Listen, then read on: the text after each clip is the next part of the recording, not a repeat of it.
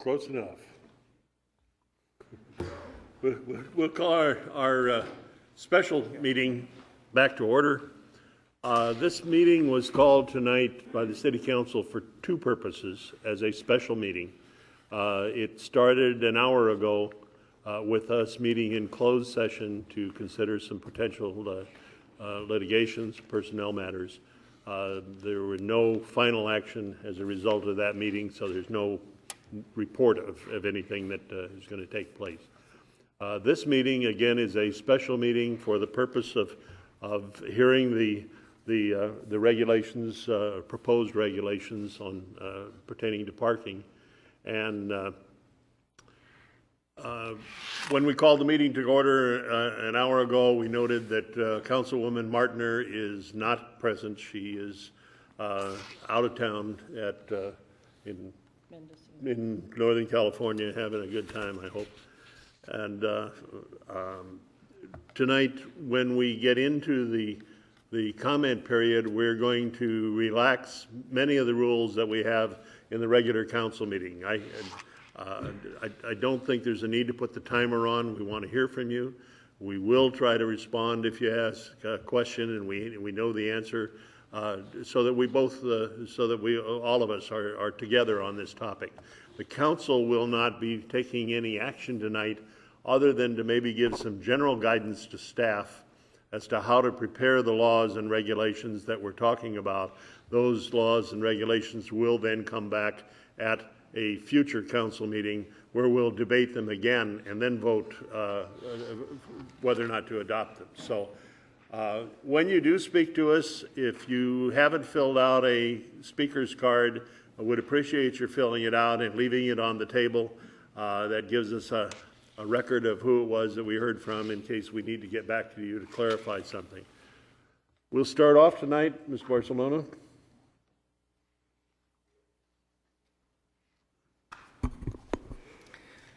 Good evening, and I am City Administrator Laurel Barcelona, and along with Mayor Szymanski and Council Members Tony Durham, Bob Lingle, and Anne Rouget, we welcome you to tonight's workshop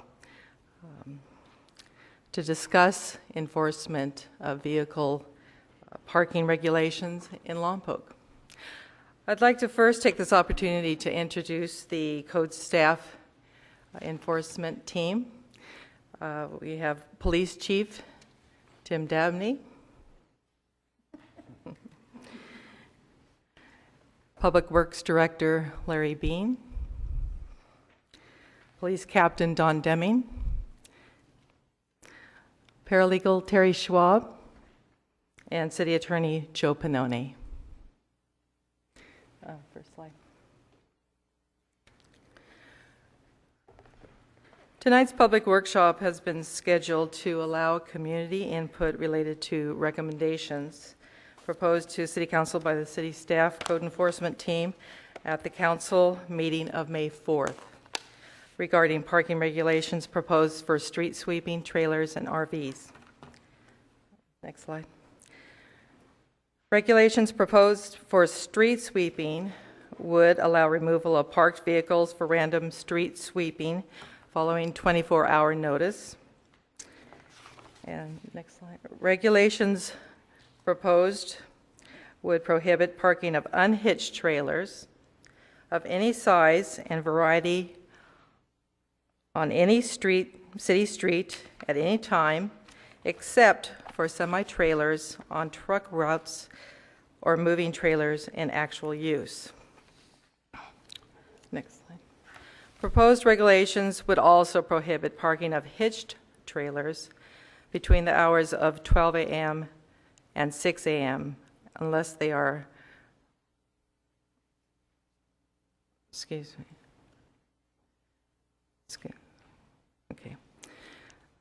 I'll start again. The proposed regulations would also prohibit parking of hitched trailers between the hours of 12 and 6 a.m. unless they are recreational trailers with approval of the Chief of Police for not more than a total of 6 days within any 1 month period and not more than 50 days within any 12-month period, or if they are moving trailers or trailers being used to provide a service to the property on the block on which the trailer is parked.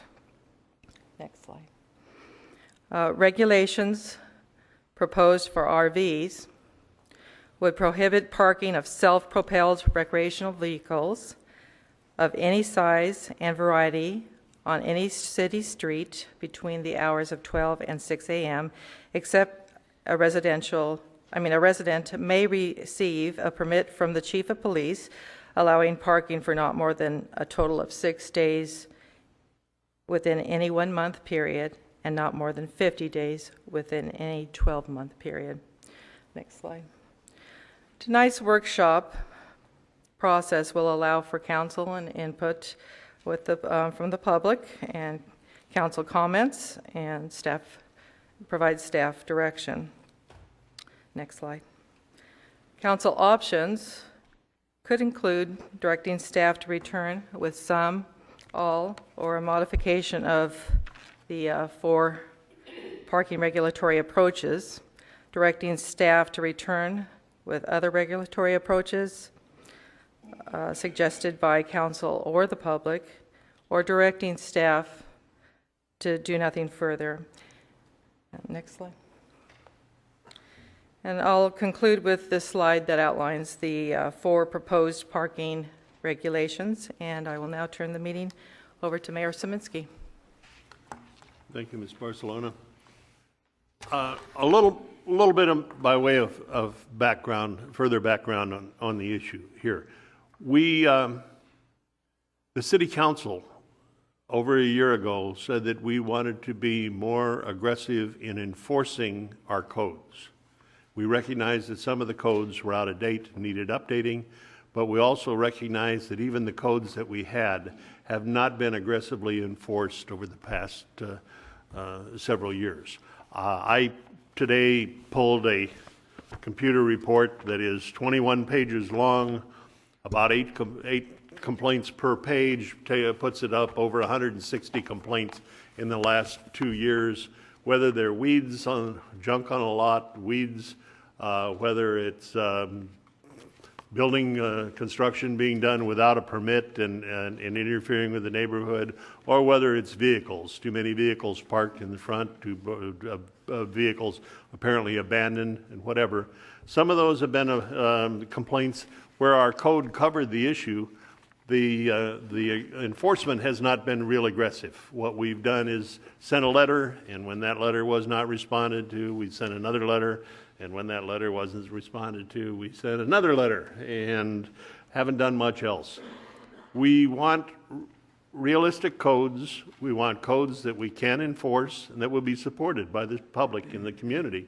But then we also want to enforce them. It does no good to have a law there that we're just going to laugh at. So tonight we're dealing with the issue of vehicles in the 4 categories that Ms. Barcelona talked about. And I'd like to encourage your comments, but I'd like to take them one at a time, and maybe we can, since they're not related to each other, maybe we can dispose of one and see some progress and move on, and then not be here at 10 o'clock at night not knowing where we are. So the first one is the proposal with respect to street sweeping. And if there's anyone, we are going to have a more aggressive street sweeping program. We are going to have to assure that the vehicles are off the street at the time, or that side of the street, when we sweep the streets, or else it defeats the purpose of trying to pick up the litter and not let it get into the riverbed when the storm comes along. So we'll take that one first. If there's any comments, I'll make a comment right off the bat if staff wants to note it, and that is, we'd like to, if we're going to have the random street sweeping program and put the sawhorses out and the notices in advance, I'd like to make sure that we leave one side of the street open at all times. If we pick next Tuesday or next Wednesday to do South A Street, it would be the odd side of the street on one night and then maybe the even side, so that there are parking places every night on the street. There just may be half of them taken away. I'd also like to see an exception made for, I'd like to see an exception made for the big trailers, or the, what do they call them, that the construction contractors get for debris. Well, no, for construction, the roll-offs. If somebody is having their house remodeled, and it means tearing out all of the tile and all of the things in the existing bathroom, and there's a debris container put out in front, with 2 days notice or 3 days notice, I wouldn't want to see them have to move it. And I'll trust that the contractors, when they do move that debris trailer, will clean up all of the debris, including the leaves and everything else that gathered around it during the time that they're working. But that, so those are some of the thoughts I have on this thing, and I'll ask if any of the council members had any other thoughts with respect. I was going to wait and see if anybody here has anything to say first. Okay. If you'd like then to come up and talk about that particular issue, we'll.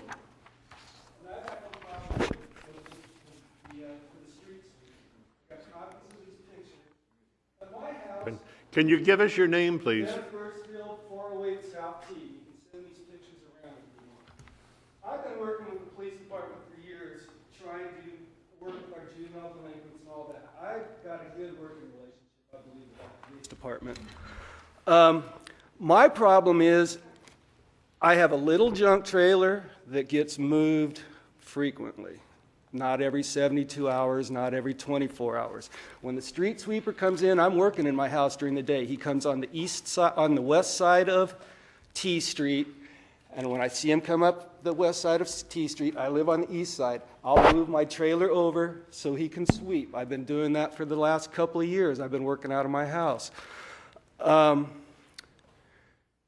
The other thing that I have a problem with was the way that my ticket was placed. You know, if they're going to put it in the little envelopes, like mine is, mine's folded up like this, I would suggest putting it in a more conspicuous place, like on the license plate. I've got metal wheel wells where it could stick on that. He stuck it right behind the tongue, where you've got the same sticker that comes from the dump that says the weight of the vehicle. Now, if you're just driving by, that's not really going to be something that's going to catch your attention. I would at least suggest you put them in a more conspicuous place, considering that you could get towed. And that's my main thing. I keep on top of moving the trailer. I understand weeds. I understand if you're not paying for your registration fees. I understand if you have junk overflowing the trailer and it's sitting there. I understand if you have flat tires and it's not moved. I understand all those things. But as you guys can see from that picture, there is nothing in front of my house that looks like an abandoned vehicle. I mean, even for the police department that I've been working with for vandalism, you can plainly see I've got security cameras. I mean, that's not the kind of house where there's going to be a trailer sitting there abandoned. So I would suggest if you're going to enforce this to use some common sense also. That would go a long way. And that's all I got to say, I suppose. Can I? Will. I wanted to ask you a question. So you're objecting that you got a ticket? I'm objecting that there's no common sense used in it. I moved my vehicle over to the other side of the trailer. Okay, this has to do with street sweeping, though. You're saying you moved your trailer for street sweeping. Every time he comes in, he comes. Then why'd you get the ticket? I have no idea. I don't think it's a ticket. I think it's just a warning. It's a notice, It's a warning that says I have a nuisance and that my vehicle was abandoned. You know, neither of those appear to be the situation there. I would suggest that maybe this Jay Boudreau needs to get a little bit of counseling, maybe, on public relations. Just trying to clarify, because, okay.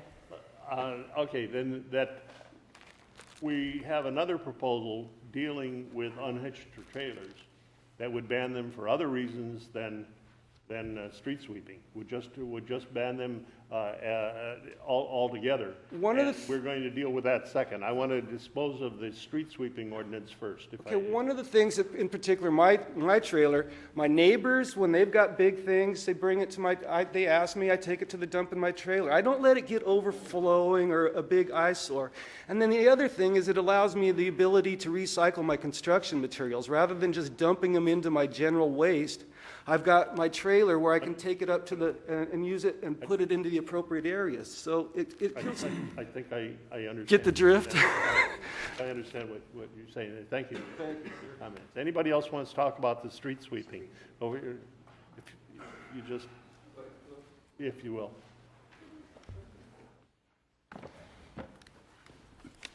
My name is Richard Escalante, and I live at 913 North Z Street, like in Zebra. I moved here a little over 6 years ago. I own my home. I used to live in Covina for 30 years.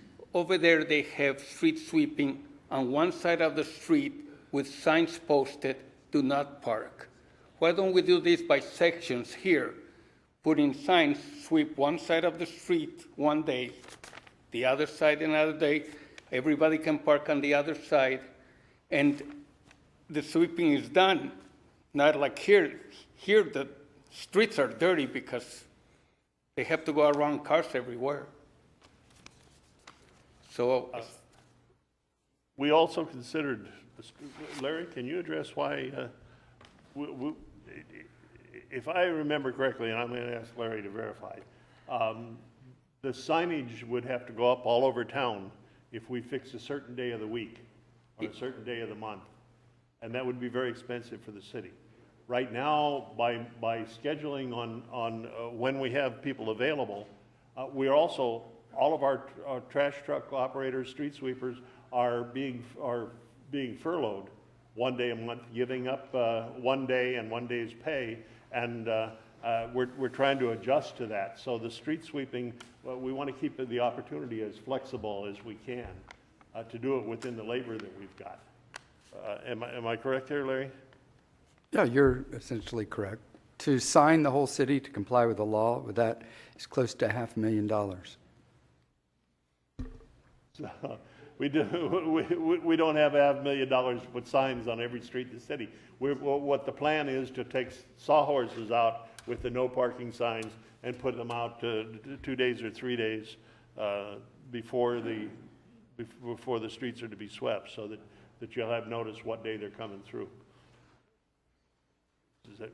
Well, then it isn't random, right? If you give notice, it's just a semantic thing. So the thing we're considering right now is a 24-hour notice. So 2 days before you're going to sweep the street, you put out the barricades, right, with the notice? Correct. That's the proposal, is to 24 hours, excuse me, thank you. A particular area of town that has a street full of leaves that there's 12 cars on it and you haven't been able to sweep it for 6 months. When we notice that or we receive a complaint of it, we'll do as Mayor Szymanski suggested and mark one side of the street. Hopefully everybody will move and we won't have to tow, and we'll get that side of the street cleaned. We'll come back a couple days later and do the other side of the street in areas that are bad. That's why it's called random. Okay, thank you. Larry, what about a person though who might have to travel on business and be out of town for 2 or 3 days and it's on the street? Is 24 hours notice, is that going to be an expensive ticket or a tow and a real cost? If I had to travel and there were 2 or 3 other people at work that I was going with and one of them picked me up and I left my car on the street for Correct. That 2 will days. that will be a problem for you. Your car will be towed and you'll have to pay the fees to get it back. that's ridiculous. I wouldn't know about, and I wouldn't know about the. That's correct. Okay. Yeah, that is not correct, That's not right. and it's not right. Resources. If you don't have time, do it often, you do it when you can. If it's once a month, if it's twice a month, it is what it is. But you schedule to your resources. Or give the people notice that because they could not, because their vehicle was in the way, they have to clean up that area. What's the big deal there?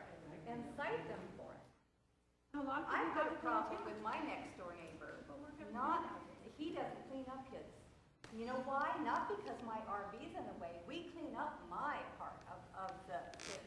So we move our RV every time the street sweeper comes. You know why he can't do it? Okay. Because the city planted a tree that blocks him from being able to do his curb.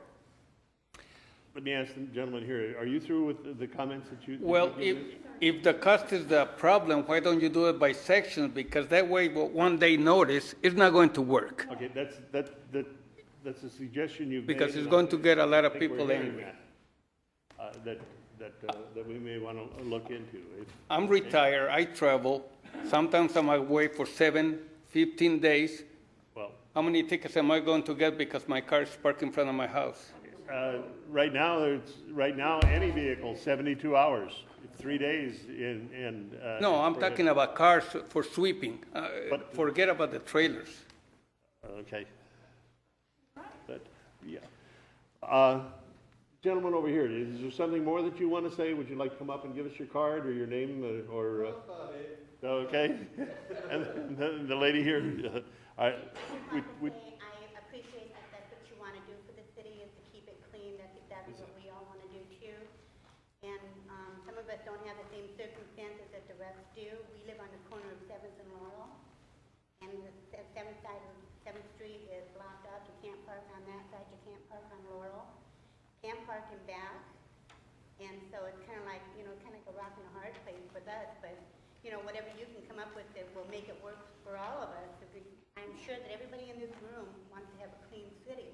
It's just that sometimes it's not, and especially people with RV owners, most of the people that are RV owners are very respectful. Go to a park, an RV park, and see how they are. They don't destroy the area around them. They take care of their area. It's not the people that have the RVs, it's the ones that are around them. And I live on 7th Street, and I can tell you that the neighbors next to me will space their cars out so that you can't even get your vehicle in there. And so when the relatives all come, they just kind of push them all forward, and then they're all lined up. So it's not like we are trying to be a problem. We would like a solution, and that's why we're here. We're all looking for a solution. And the sweeping the streets, I'm all for that. thank you very much. I put on he's supposed to be there. He doesn't sweep in front of my home. Your name is? Joey Kipsman. Are you going to leave your card here? You're going to speak on a different issue? Are you going to tag me? No. I do want to see a record so that we can contact people of those that have spoken. And then if you've left the card, you just give your name the next time you speak. We had a comment from somebody back here that had a hand. You? Mr. Mayor, while we're waiting for that speaker to come up, I have a question for Mr. Bean. Mr. Bean, you mentioned that there are some problem streets in the city that causes us to have this random sweeping. Approximately, can you give me an approximate number of streets, percentage of the streets that are these problem streets? No, I don't have any data. Okay, because one of the things I'm thinking about is, instead of the $500,000 to post the entire city, maybe we just post those problem areas for sweeping. That's one of the things we could suggest later on. I would suggest that recommendation to our city attorney. I believe they tried that in Santa Barbara, and they got in lots of trouble. Yes, sir. Yeah, I just have a couple of questions. What do you do about Flower Festival? What do you do about... Sir? My name is James Elliott. I've lived here since 1954. I am a Lompocian, and I love Lompoc. All right? This community is a retirement community. It always has been. My dad retired here from Camp Cook. I retired here. There's nothing for our grandchildren to do here. So what do? We take them camping. That's what we do. And I just want to know, what are you going to do about all the people for Flower Festival? My brother is coming out this summer to crossing country to visit me. What are you going to do about these people? What are you going to do to them? You gonna give them a $250 fine because they're here to visit me for a week? Can we help answer that before you go any further? Yeah. What you'll do if they're here for 6 days, you go down to the police department and get a permit. That doesn't make it for me. Seriously, this is my hometown. Mine. All right, my grandchildren are growing up in this town. My son grew up in this town. When you take my town away, I'm starting to disagree with you, all right? This is my first time ever being in this office. And you're taking away our rights. That's the way I look at it. Yeah, if there's a junker in front of your house and nobody sweeps up, and yeah, fine, give them a warning. But as far as I'm concerned, you pay city taxes, the taxes on your property. You're paying an extra trash fee. You're doing all this stuff anyway. All you're doing is hurting the small people, the people that live on a fixed income. Period. Thank you. Someone else would like to comment?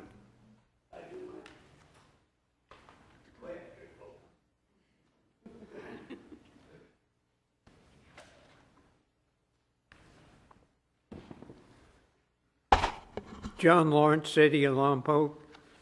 I don't think a random street sweeping schedule will work. I think it ought to be on a regular schedule, and the police department has other things to do than go around putting up barricades when they're going to sweep randomly.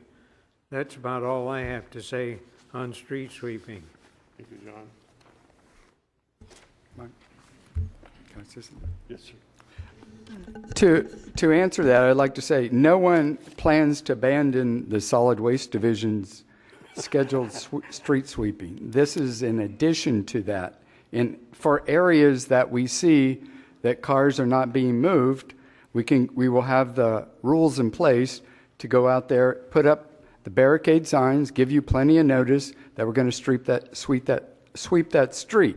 It could easily, we don't have to go with the 24 hours. We could go 48. We could go 72, whatever the community chooses. That would work.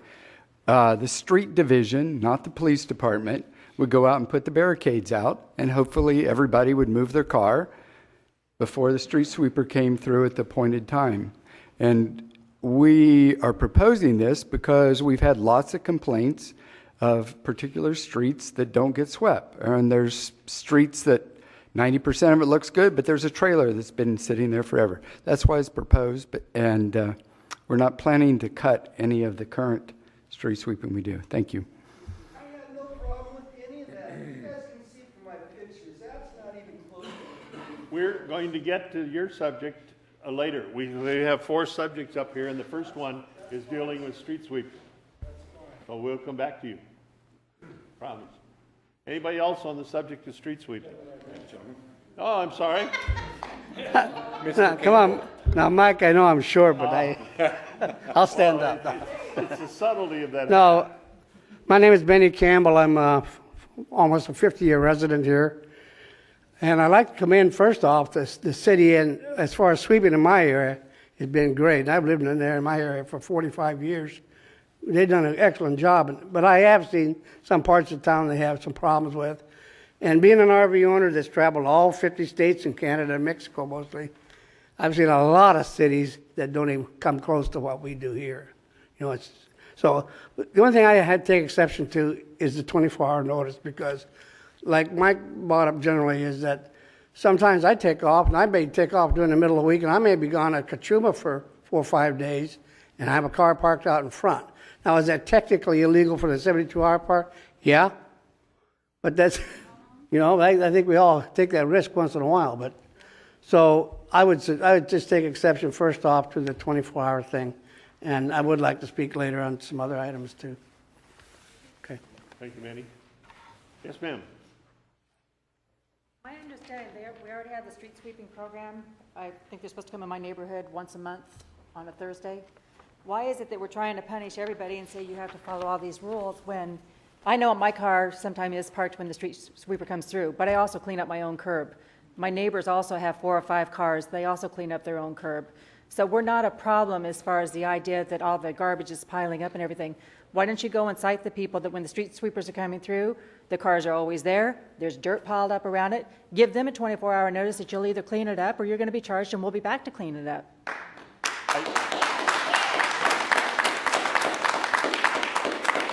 I think that is essentially what Mr. Bean suggested. We wanted to have the law on the book. If it's a street that isn't kept clean by the regular street sweeping schedule, we would have the authority to go out 72 hours or 24 hours or whatever ahead of time and put up the barricades on the street that note that Tuesday night you should not park there because there will be street sweeping. But the regular schedule, I think I heard Mr. Bean say the regular schedule would be adhered to, and they wouldn't go out all the time. They'd only in those No, areas that's not what I'm saying. I understand that, okay, you're going to be hitting my neighborhood once a month, whatever the schedule is, which is fine. But say I leave my RV out front, and every time you come by, my RV's there, and I'm just letting the dirt pile up and the weeds pile up and everything, then you come to me and tell me, you clean it up. We'll get to that a little later on tonight, but... Yeah, but instead of punishing my whole neighborhood, I do clean up. Why should I have to move my vehicle every time because somebody on some other street isn't cleaning it up, is what I'm saying. Instead of punishing the whole town, punish the people that are responsible. Everybody's applauding that, but there's a problem with that. You've got somebody that's doing everything right, and you've got the one person on her block that's not. The one person that's on her block is causing the problem. The one person on her block is causing the police department and or waste to go out and tag the vehicle. You've heard the mayor say it already. We send them 1 letter, 2 letters, 3 letters, and nothing's still done. So we have to do something. It's coming to you and knocking on your door and saying, ma'am, you need to clean up your street, isn't going to cut it.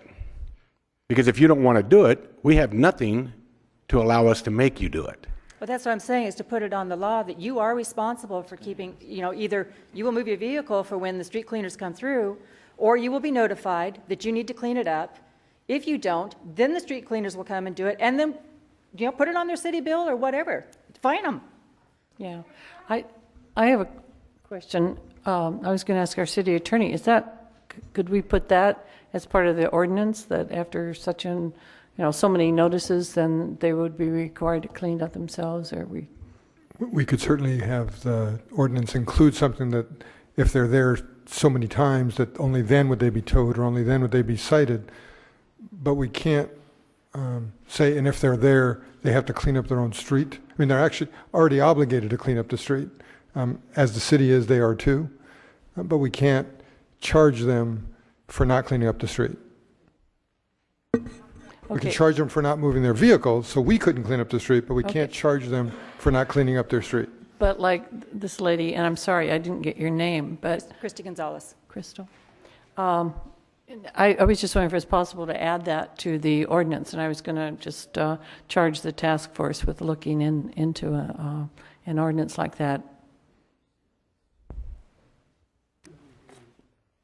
Thank you for your input.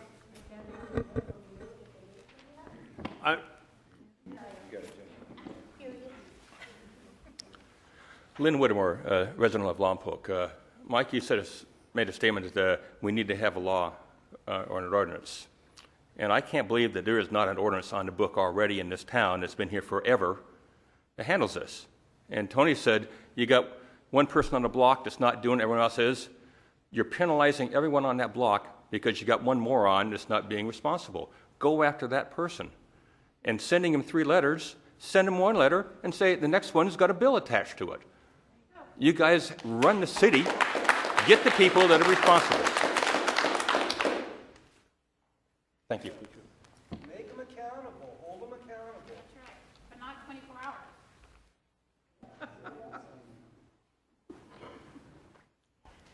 And I want to know what you're going to do about the city planting Sandy Mitchell, sorry, about the city planting a tree that stops the street sweeper from being able to get to the curb.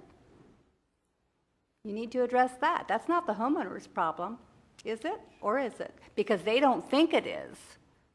They never clean it up. Have you already contacted the city on that issue? No, the street sweeper goes by it every single time. Doesn't he write things down?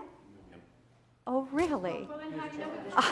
He has, I'm sure that they have their routes, and it's just like going around an obstruction. Well, I believe in taking care of myself. You should contact the city about that. No, I don't think you need to. I think we should be able to talk to each other. We even clean up their That's what I'm yards suggesting sometimes. you do. To each other, not to the city. Well, but That's making it.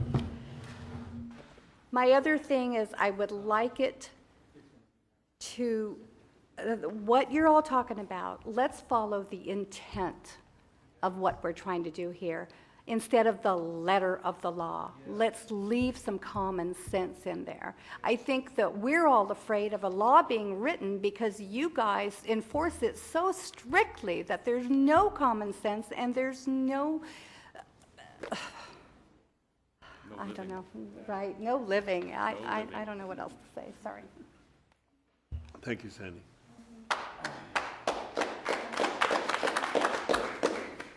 Hello. Mark Buscarin, Lompoc resident.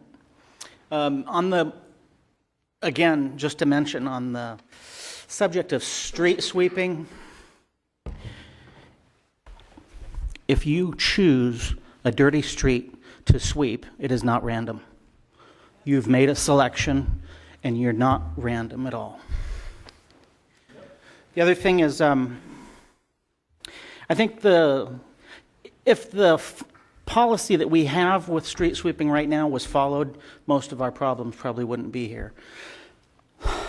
Months go by when my street is not swept. And I've called the street sweeping department, solid waste, and there's always a different excuse. The latest, I've heard mandatory hazmat training. I heard that 2 times in a row, maybe 3, which is if it's twice in a row, that's a 4-week span. And the latest thing I heard, I can't remember who I heard it from, was that they didn't have the manpower to do it. The law says they have to pick up trash. The law does not say they have to sweep the street. So if they're shorthanded due to whatever reason, apparently there were some sick folks maybe, the people that are available have to pick up trash. They have to drive the trash truck. They do not have to drive the sweeper. Are we fully staffed? Can we, or have we been doing the street sweeping according to the online schedule that we can all see? No, we haven't been able to keep up with twice a month for every street. No. Thank you. Any other questions?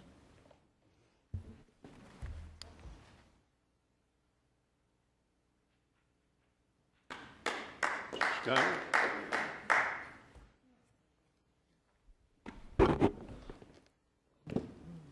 Discussing all the items as they come up. I'll take this one first. I would like to, Mayor Deweese and Council, or Szymanski, excuse me. Thank you for the opportunity and taking the hint the other day to have a hearing. I think the crowd here shows it was the proper move.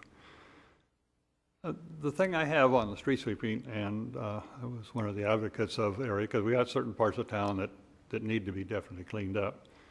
But I think when I moved into the house where I am currently, I came over to change the utilities from my previous address to here, and I received a form from the city. And it said all the costs to hook up the water, the sewer, et cetera, transfer fees and all that. And in there it said that the streets will be swept once a month in the new area where I moved on the first Tuesday of each month. And that pretty much, in the almost 10 years that I've lived there now, has been right. The street sweeper, I got up this morning, went out and moved my Jeep so he could do our street there. So I'm having a real problem if certain parts of town are not getting swept. If those tenants or homeowners were told it is being swept and it's not, then let's address that issue. As far as putting $500,000 worth of signs around town, I don't. I was told that my day is Tuesday, usually in the morning, the first Tuesday of each month, and that's always worked. And I've got the neighbors also to, they know somebody new in the area comes in, we tell them, hey, this is our day, and that's it. And you've got a notice, a 72-hour notice of something. If it's something with trash under it, it's obvious it hasn't been moved, it's not been moved the once a month for the street sweeper, then address that. But I'm having real trouble with a blanket here. Oh, we can tag whoever we want and we're randomly going to sweep the streets. Mr. Bean said right now the schedule that we currently have is not being met, so how are you going to get another crew to do random? Financially, this thing's not working out. I want to see the streets swept. It's part of that stormwater prevention thing that helps us having to do other things, and I support that. But again, let's go to the problem. And most of this in this group here are probably not the problem. Thank you. Mr. Bean, would that be a possibility to do a scheduled week, a day during a week? I mean, granted, we may not be able to do it, but could we send out a mailer to everybody in the city and say, okay, on this day, your street's going to be swept? We may or may not be there, but... Well, that's essentially what we have right now. We have a schedule that every street should get swept twice a month. It's posted on the internet. Okay, but what about people that don't have internet? Believe it or not. Well, it's also mailed. It's mailed in the city bills. It's mailed in our quarterly mailer for solid waste. And there's specific days? Yes. Day of the week for your address? That's correct. And we've had a tough time keeping up with that in the last year with furloughs and injuries and. So if it's listed that way, and the street sweeper goes out and there's a vehicle parked there, do they contact the PD to have them? No, you cannot. To be able to tow the vehicle or give a ticket, the street has to be signed. So that issue that was just brought up by Mr. Schuyler would not work? No. Thank you. My name is Eric Price, I'm the president. It sounds like that maybe we're having a scheduling issue. So if we can't sweep every street twice a month, well, let's change the schedule and sweep every street once a month so that we can meet the demand for the manpower we have. And then first, we can deal with the issue of trying to keep the streets clean. Secondly, we could go back and then create a law to enforce another problem, which is moving the vehicles. If we can't deal with the first problem of keeping the streets clean, why are we even going to bother to move the cars if the street sweepers aren't even going to be there on the scheduled day? Let's get them there first.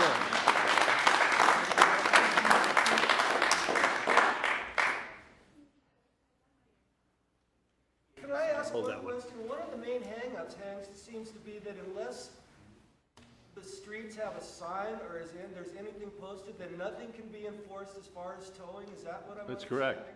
That's correct. That seems to be one of the areas of Well, it's not our law. I realize all that, but I mean, we live in a society where we're supposed to be accountable and responsible. These homeowners that month after month leave us, I mean, you've got the dirt from the gophers that are in the street that are piled up yay deep over the curb, the 6 cars in a row. Those people stand out way, I mean, if you can't tell the difference between them and us people that are moving our trailers, keeping the weeds clean, sweeping all around there, then we've got a big problem.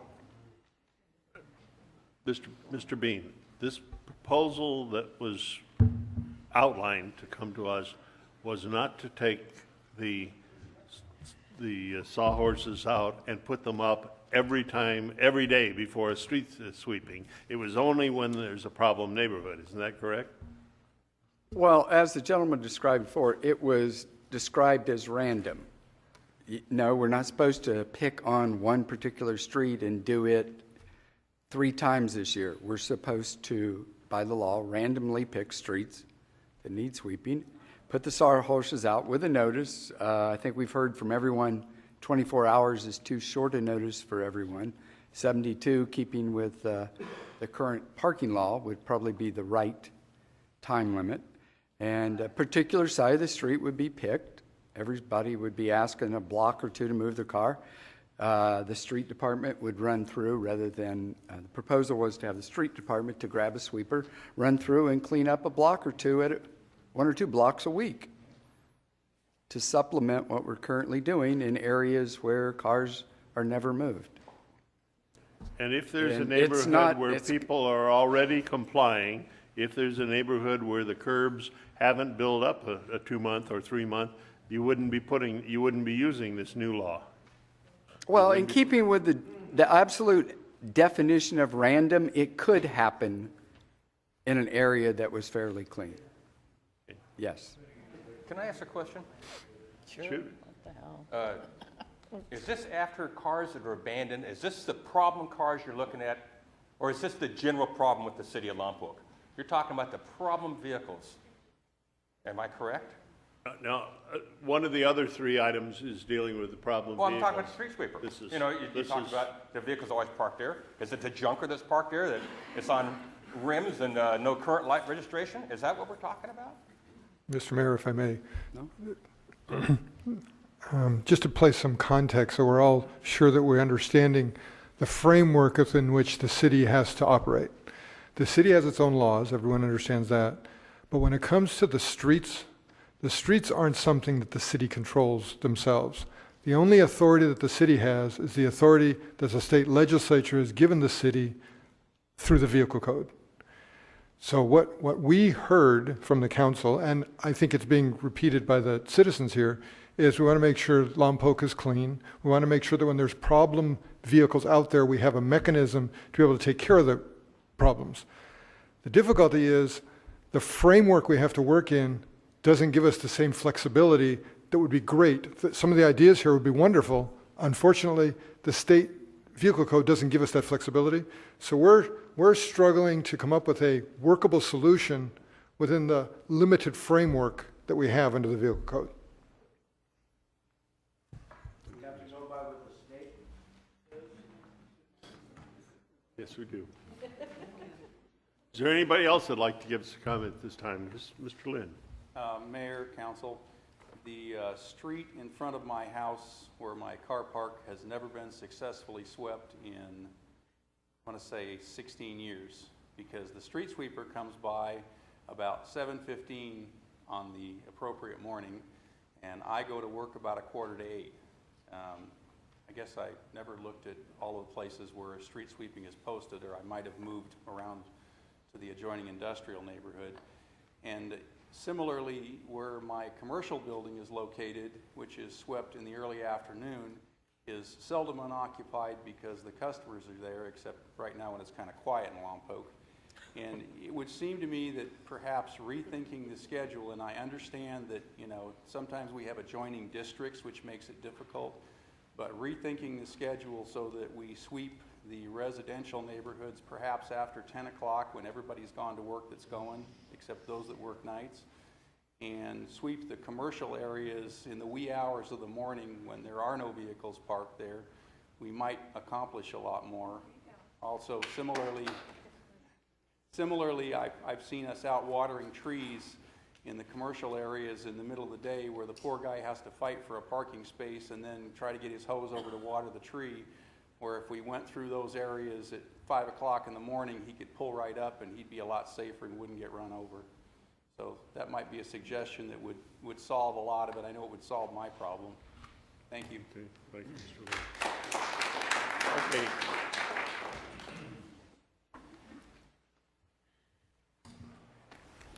Mayor, council members, ladies and gentlemen, my name is Ron Bach. I'm a resident of Lompoc. I was born here, went to high school here, and I love this town. And I think all of us agree that we want to have a beautiful town. Those laws are attempting to solve a problem with a mallet when a scalpel is needed.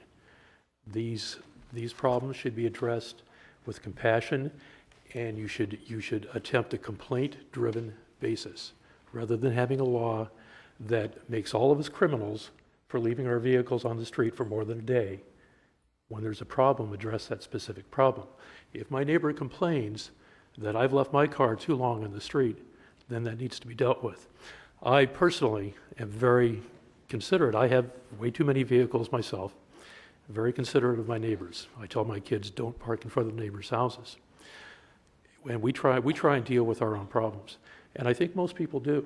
The people that don't do need to be, something needs to be done. We've heard some good suggestions here. Those are not good suggestions. None of those laws, the 24 hours, makes criminals of everybody. And I have not heard a single person here tonight speak in favor of that. Not one. Excuse me, please. We've relaxed most of the rules tonight so that we can have an interchange and we can get through this, but the applause is not going to add anything to our discussion, and it's just going to take us much longer. Well, so I'd ask you, please, do not applause, cheer, boo, or whatever. Let's just hear the words that people have to offer. Mayor, perhaps rather than applause, when we reach the end of each issue, maybe a show of hands might be appropriate and see how everybody stands. I haven't heard any support for any of this. I certainly don't support it. None of these items. Understand. Thank you. Chief, did you have something that you did you start to say something a minute ago? Okay, I heard something from over on this side of the room. Pardon? Nothing. Any? Mike? Larry? Well, this gentleman just asked that perhaps a show of hands might be appropriate, and I would think there's been a lot of comments about using the 24-hour notice, and easily this could be worked with a 72-hour notice. So if nobody in the room wants it, then you should listen to that, of course. But if getting a street cleaned with random sweeping in areas that aren't getting cleaned with a 72-hour notice is okay, 72 is fine. Well, but we heard from a couple of people that said that 72 wouldn't be good enough because they might be gone. 5 days, 10 days, yes. So, Picked up on a random basis. Let me ask our city attorney something. If we had this ordinance, this tool in our bag to be able to put out the notices that would allow us then to issue citations, that's not a criminal. It's an infraction, is it? Yes. It's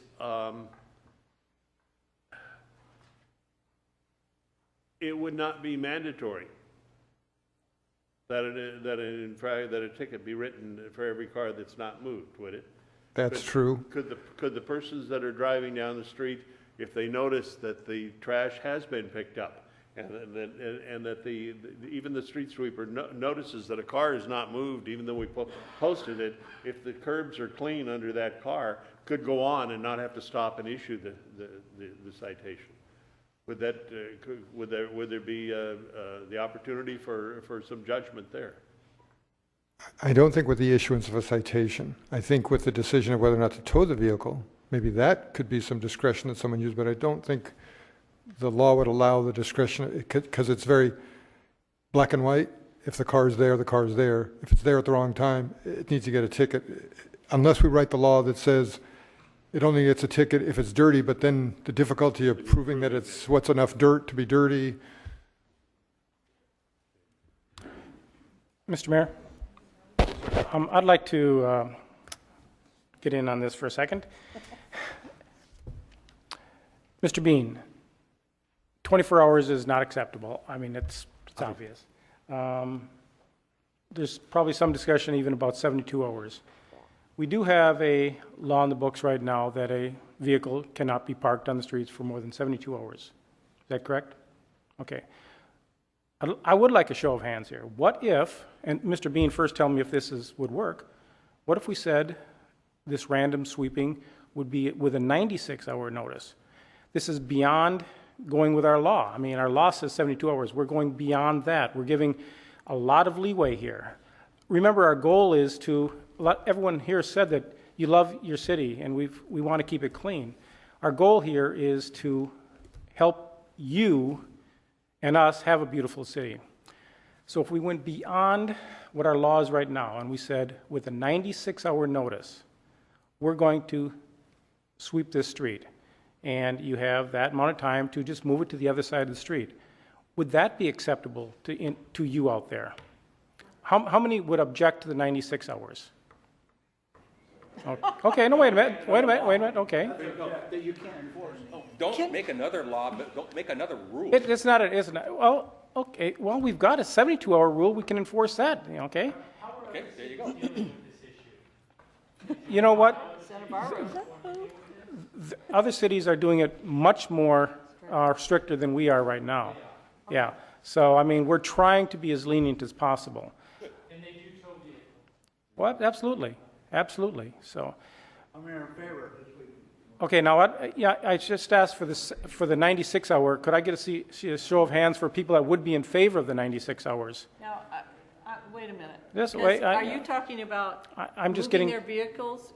They can stay in one spot for 4 days, and then they have to other side of the street. They have to be off that side of the You're street. talking about street sweeping. That's what we're talking about. Street sweeping. Remember? Okay. So you still wouldn't be in favor of even 96 hours then? Okay, a couple of people are. Okay. Well, it's not working. The problem is it's not working right now. So. Tow an RV? No. Why you don't have a truck to tow an RV, do you, John? Can I offer an alternate? Chief Dabney, I think he has a comment. There are tow companies that can tow an RV. And also, addressing your comment about we have a law on the book, the problem with that law on the book is just much like what our city attorney was saying. It's a judgment call on how dirty is dirty. If an officer goes out and tags a vehicle on the street, well, that officer's not going to stay there for 72 hours, is he? You don't like a 96 hour, you're sure not going to want an officer sitting in front of your house for 72.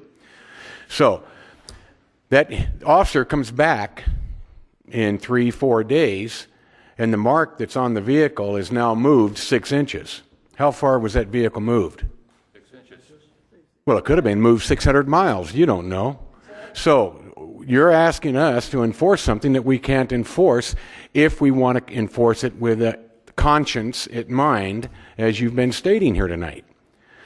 You can't expect an officer to go with the 72-hour law that we have, because that's the problem we're having. People aren't obeying that. I got one suggestion. How about it's like Yes, right here. There's a lady. Right here. You're so patient. Come up to the speaker. Yes. I'm Judy Langley. I think maybe, and I know we're talking about the street sweeping, but it seems to me if we address the vehicles that are causing the problem and address the street sweeping after that, it'll resolve itself. Yep. We have a schedule. If we can't do it twice a month, do it once a month. Whatever. People know when their garbage is picked up. Don't you know when your street's going to be swept? If it isn't, then you wait till the next time. They'll do it when they can. But I think we're putting the cart before the horse, because the street sweeping will be taken care of if we get the garbage off the streets. My husband and I volunteer for the Lompoc Police Department. I have written, I can't tell you how many abatement notices. You might as well throw them in the garbage. There's no teeth to anything. And drive around, people, and I know a lot of you here have RVs. We have RVs. We're not the ones causing the problems. Drive around the city with your eyes open very slowly, and you will be amazed at the garbage we have. Amazed. And there's no teeth. There is nothing to make it happen.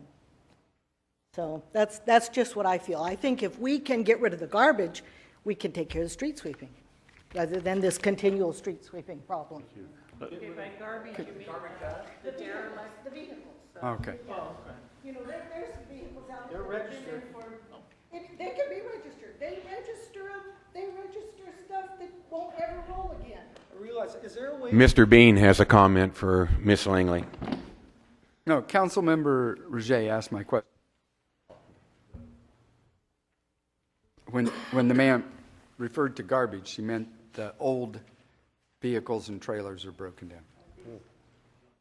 For citizen input, is there a way that, I mean, like animal control, if you contact the homeowner and they don't quiet the dog, then you've got the option to find 3 other neighbors that have a similar problem with that dog, and then you contact the city attorney going through that way. Is there a way that if you've got 3 or 4 or 5 neighbors that are agreeing this car has never been moved, regardless of whether it's registered or not, I mean, is there a way that you can ask for citizen input to maybe help this?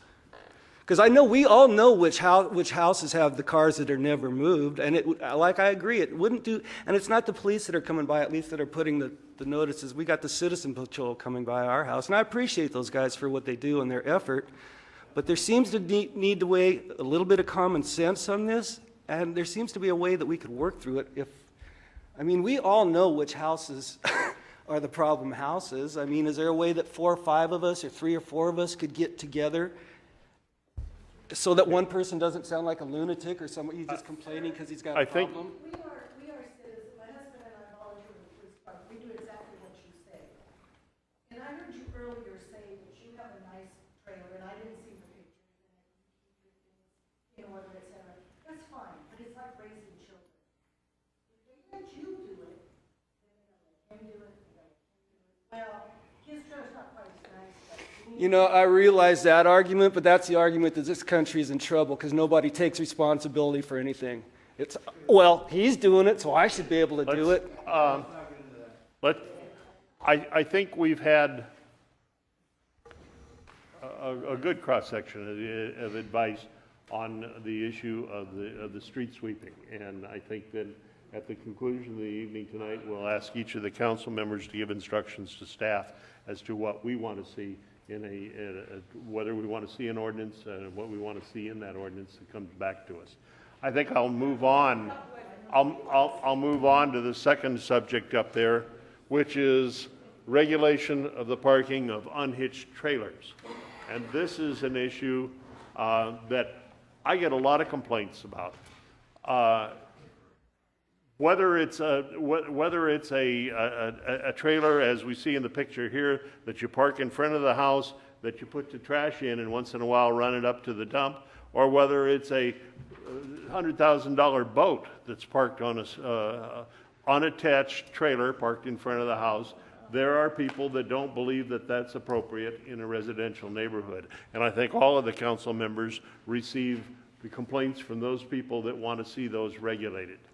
So the proposal that the committee had put together was to do away with any unattached trailers overnight in front of homes, and there would have to be, obviously, some exceptions to that. But that's the proposal before us now, and it's subject to. And Mr. Mayor, just for clarification, you said overnight. It's not overnight.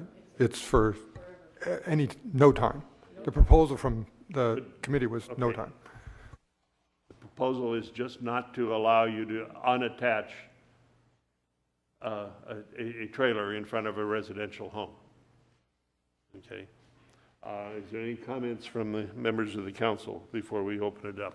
I'd like to hear your views on that one. Yes, sir. No, we've got. Oh, I'm sorry. I don't get up very often and say anything. I do a lot of listening, but most places, most homes have been around here for a long time, and the property goes from the street to the back alley. That's quite a distance, and people don't utilize the back part of their property.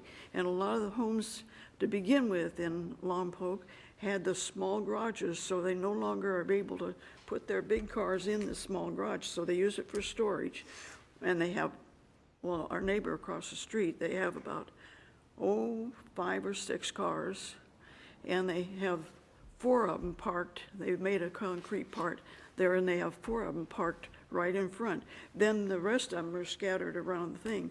They have a backyard that's behind it, and they have a gate back there. They can take those cars that they don't use all the time and park them back there. There's some that are there, been there for about 3 years that they haven't parked. They have it parked out there and using up that space. Now, why can't some of those people you're talking about, why can't they put their cars if they're not using the backyard for a playground or something like that, at least allot some for their parked cars in there and take less space up in front? And that would help some of the problems with sweeping and stuff. Am I correct? We were going, yes. At this point in restricting it, and I'll save your comment, and the comments are noted, Doris. Okay. But for the rest of the audience, we had moved to item number 2 up there, which is just trailers that are unattached from their prime mover that are parked in residential neighborhoods in front of homes, and the proposal is to ban those from the residential neighborhood. That's the recommendation of the ordinance committee. First comment, yes. Lynn Whittemore, resident of Lompoc. Part of Lompoc is a nice place to live. And as soon as we start putting all these rules and regulations that it's going to fit everybody, it's not going to fit anybody. We all want the crap off the road. We all want clean places. We have vehicles that we've paid a lot of money for. They're registered, they're licensed, and they get used, but not used every day. We used to have big yards that you could park them in because we had street access or alley access. Now the city authorizes lots you can't even park your car on it. And then we also have the subdivisions that don't allow you to park your car in the street. So how many rules are you going to put in here for the people? Those of us that would want to live in a place that restricts parking, we would not live in the general area of Lompoc. We would have picked a place that you had to be restricted. And plus, there are not enough RV parking storage places in this town. So if you're going to penalize us for having an RV, where are we supposed to put it? Is the city going to put up a storage place and send us a utility bill every month? I don't think so. And not all streets in this town that have trailers on them have traffic. My side street has 2 cars a day. Sometimes it's the police department. My trailer's there. There's no one there. Yet I get tickets for it. And I think, well, this is ludicrous. This is not the problem. The ones that are not in the way are not the problems. Get the ones that are in the way. Thank you. Thank you. Yes, next comment.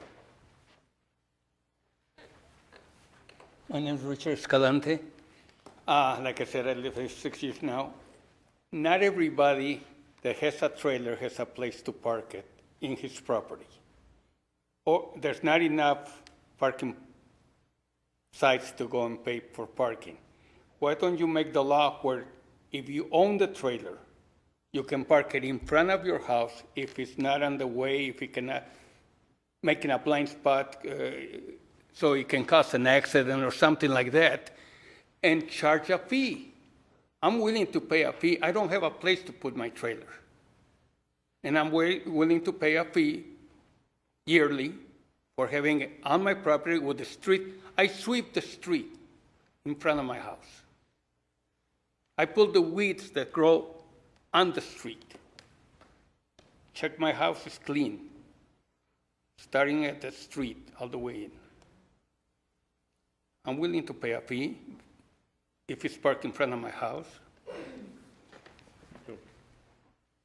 Yes, next guy. Also prohibits people from parking trailers on their property in the city of Lompoc, right? That law limits your property. You can have a trailer on your property. It can only be used for storage, and it cannot have electricity hooked up to it. On my property, there is a couple trailers on the property in the backyard. We were served a letter by the city, and they came in and they wanted to look inside the trailers to make sure that they were used for storage. And we let them in. And they seen that they were just used for storage. But then they wanted to go look in the garage to see if the garage was used for storage. And then they wanted to come back and check the second trailer again. And when we did not allow them to do that, they threatened to turn it over to the district attorney. And the reason that they do this, I have no idea. The problem is you're not addressing the current law that's on the book is contradicting with the second law. If you say you can't put your trailer on the street, well, where are you going to put it if you can't put it on your property? If you put it on your property, you can't hook electricity up to it. And there is already a law that is contradicting that. Is the proposal before us does not concern in any way the parking of the trailers on private property, on your own property. It's just on the public street. But if you can't park it on the street, you're going to have to park it on your property, correct? And there's a law that limits your parking or use of a trailer on your property. So that's where I see the contradiction. I think what he's referring to is there's an ordinance, I don't know if it pertains to backyards or not. Maybe you could help me, Mr. Pannoni, but I know that in the front of your property, you can't park on your lawn, but if you make a pad, then you can park on a pad, either a trailer or motorhome, whatever. But I don't know how that applies to the rear part of the property, especially if it's fenced. I think that that's fine. Well, is there an ordinance, Chief, on living in that RV? Yes, you can only live in a trailer if it is in a trailer park, I believe and it says. that's where, for the sake of the crowd here, that's where the lines kind of blur between the police department. We generally pertain to all the violations that are on the street, and then code violations have traditionally fallen upon a code enforcement officer, or in some cases the city attorney's office. It depends on the jurisdiction or the city and how they construct that. And so that's a long way of saying, yeah, you're right. Yeah, so if we open up that and now you put it on your property, now we've also, now we have to say what you're going to do with it on your property as well. So we've opened a whole big can of worms. And I just think that they need to address those issues in the same manner and take that into consideration. Thank you. Are there any other comments at this time on the issue before us? Mr. Campbell. It brings up another good point. One point that I had that I was concerned with, I'm fortunate I have a back alley. A lot of places in Lompoc don't have that. And I do have a driveway and a gate and a car trailer back there, for example, stored back in that back alley or the back driveway. I'm getting some modifications and some work done at the house. Well, I'm going to have to take that trailer out and put it out on the front street for a few days while I'm building a shed because it's in the way. And what I've just heard here, you're not going to let me pull my trailer out so I can get back there to work, build a shed and then put the trailer back in. Because there's no leniency, it says parking of any unhitched with any time. So now I've got to figure out what I'm going to do with this trailer if this thing passes, you know. Well, we've talked about this a little bit, and it would be the same thing as if you had people coming in from out of city, coming to visit. Well, that was my second point. You would go to the PD and possibly get a permit for that 5-6 days that you had to have your vehicle out there for the construction. Yeah. So if we paid money for a permit, it would be okay. Is that what we're hearing? Yeah. No, I don't think we said that. Not the unhitched. Well, that brings up when we get into item 4, but okay. And that's what I'm concerned. It's going to have to, I guess, some sort of permitting process, and I don't know. It just seems like it's a little bit of overkill. Mr. Lynn, did you fill out one card? No, but I'd be delighted if you can't recognize me. You know, one of the things I noticed when my wife and I drove around the other night and counted trailers was that the predominant trailer was a work-related trailer. And I think the issue there might be that someone comes home from work, they unhook their work trailer, and they drive off to the grocery store because one would not normally pull one's work trailer around town. And in the meantime, they acquire a citation for it. Or, you know, under some circumstance, perhaps it's towed away. Maybe that's an issue that we need to consider. And I have to agree with the speaker earlier. If I wanted to live in a town where all these things were absolutely perfect and squeaky clean, then I probably would have moved somewhere where those rules were in place and there were street sweeping signs up and all these things were taken care of. But that's not the town I moved to when I chose this one. I chose this one because it was perhaps laid back and things were handled a little more amicably and it was complaint driven and those things, that's one of the reasons I moved here. I also had an interesting conversation with our former police captain, Janke, who discussed the fact that there were tools in the toolbox that had been used in other cities that he had worked in as police chief to resolve these issues with the few abusers that we have. And we were talking about the various things. One of them he mentioned with regard to street sweeping was they just picked up the cars, cited them, and moved them around the block and set them down rather than towing them away. And the fee that the ticket brought in paid for the 5-minute tow to take it around the corner, and then people got the hint that if you park it there, you're going to have to go hunt for it. And that seemed to solve that kind of a problem. Didn't have to hunt too far, but, and then we've, after the... Let me interrupt you a second. Yes, sir. You know as well as I do, being in the business that you're in, you take that car for 5 minutes around the corner, I come home, and if I'm upset, there's going to be a scratch on that car that you're going to end up paying for. If it works in other communities, I applaud it, but I doubt that would work. Actually, Tony, it works here because we do it for street maintenance. We pick them up and take them around the corner and put them down. Yeah, and we've done that. Many years ago for Flower Festival, we adopted the we're going to tow them all away. And I don't know how many we towed away, but there were a lot of them. And my comment in each case was you should call the mayor. And I'm sure that the mayor at the time, who I won't mention, got a lot of phone calls. And by the next day, we were past that and we were doing something else. And the same thing at the Flower Festival. If you park illegally at the Flower Festival, I don't take your car back to my yard. I just take it to a available parking space, which can be some distance away, and you can go pick it up.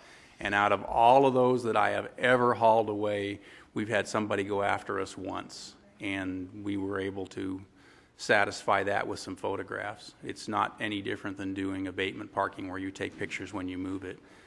In today's world, it's pretty easy. And you know, in our case, we can bring the crane out, pick your car straight up by the 4 wheels, take it around the corner and set it down, although it's kind of a slow process. So that would just be an alternative, and I think that would be a good solution. And the other thing is, I think if, you know, Mayor Szymanski wrote some letters and said, hey, you know, we've got this problem. How can we help you? What can we do to solve your problem so that you have a mess in front of your house and we can do something about it? Let's try being nice. And if being nice doesn't work, then we have Captain or Chief Mean over here that can get right in there and be mean. So just a thought. Thank you. Sorry, Chief. Yeah, I think I'll respond to that. I heard it once said that if you like sausage and you like the law, you should never watch either one being made. And that's a great suggestion, but I just wanted to make the point that, and that is a possibility as far as the street sweeping option is moving the vehicle, but the current ordinance that we have now doesn't allow us even to do that, to just move it around the corner or issue a citation. So part of the process of getting you all's suggestions is where do we go to address these issues in our community, and I'll talk more later. Thank you. Yes, sir. Ron Bach, Lompoc. I just wonder what's going to happen to those people. These are difficult economic times, and those people who are mowing lawns to feed their children and have a utility trailer parked out front of the rental apartment, where do they go? I heard today from an apartment owner who said that all of the spots around his apartment are filled with trailers. And he says, can't do anything about it. And he says, the rest of and they're set there. And the rest of the people complain because there is no parking for visitors or for anybody else that come in, because the parking spaces around his apartment complex are all filled with trailers, with boats, or with whatever that people park on the street. So you've got both sides of it. And I understand that an apartment dweller, a condo dweller, is not going to have the yard to put a trailer in. It's going to have to find someplace.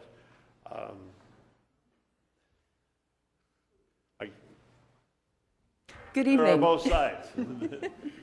Good evening. My name is Kathy Walton. I'm just addressing the street sweeping. I work in a business where on the first week we have something scheduled, so I know when my trash is picked up. the first week of every month. I don't see why, if you have a unhitched trailer or a motorhome or whatever, you just can't move it for that day so that the street sweeping can take place. It seems pretty simple. Kathy, the code team heard a number of complaints from the community, not for street sweeping purposes, but because there are nuisances for the kids. Many people use a utility trailer, and I think that's what you meant, John, when you said that they work-related. A small utility trailer, many people use them as a dumpster where they put large items of trash and they wait a week or 2 weeks before they haul it.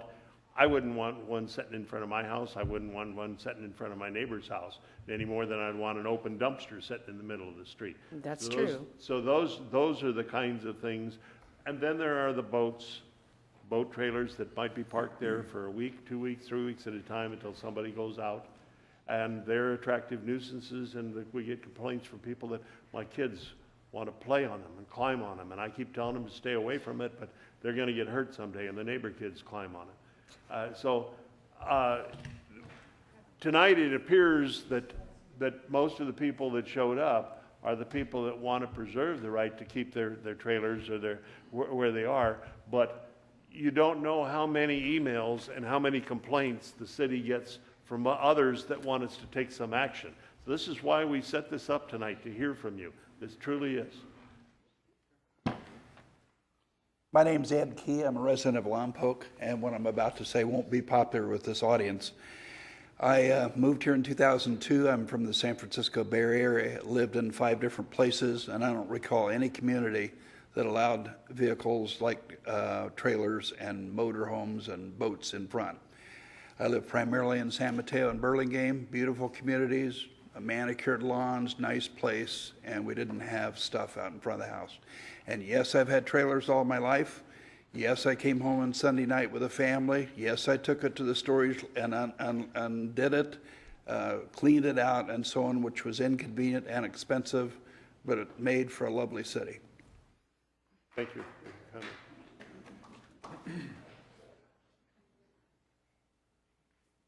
I just want to say that we're all looking for a solution here.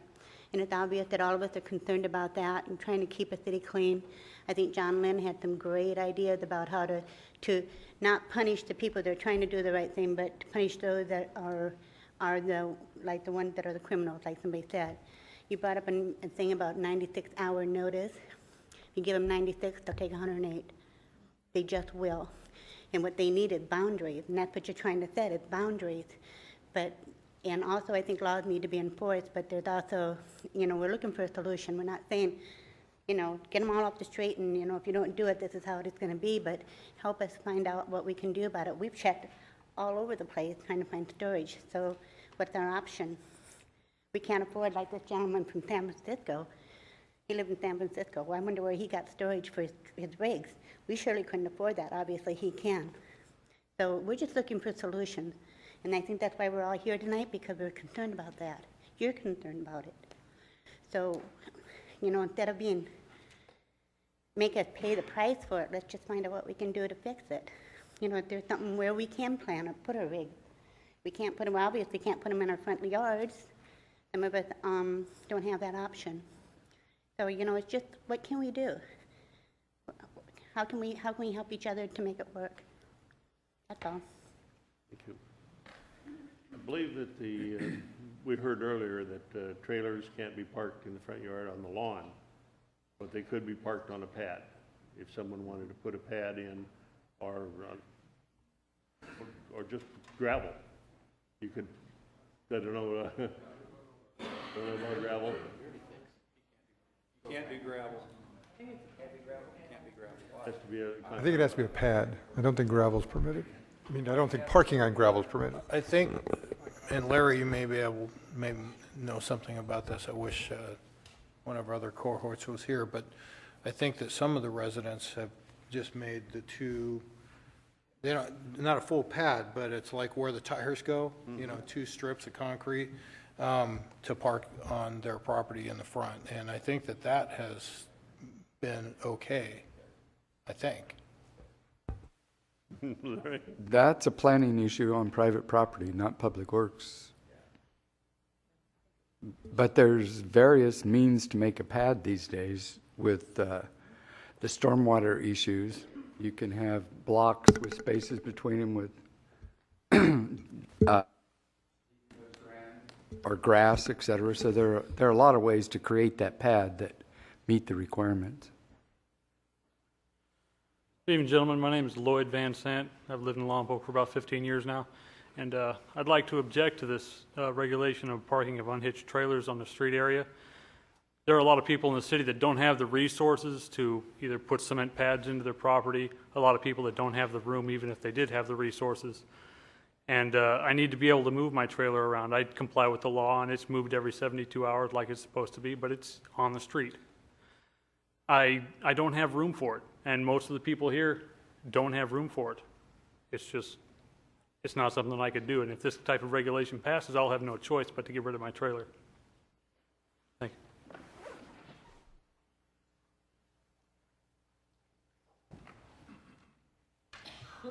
My name's Rick Langley. I live in Lompoc. My wife spoke earlier.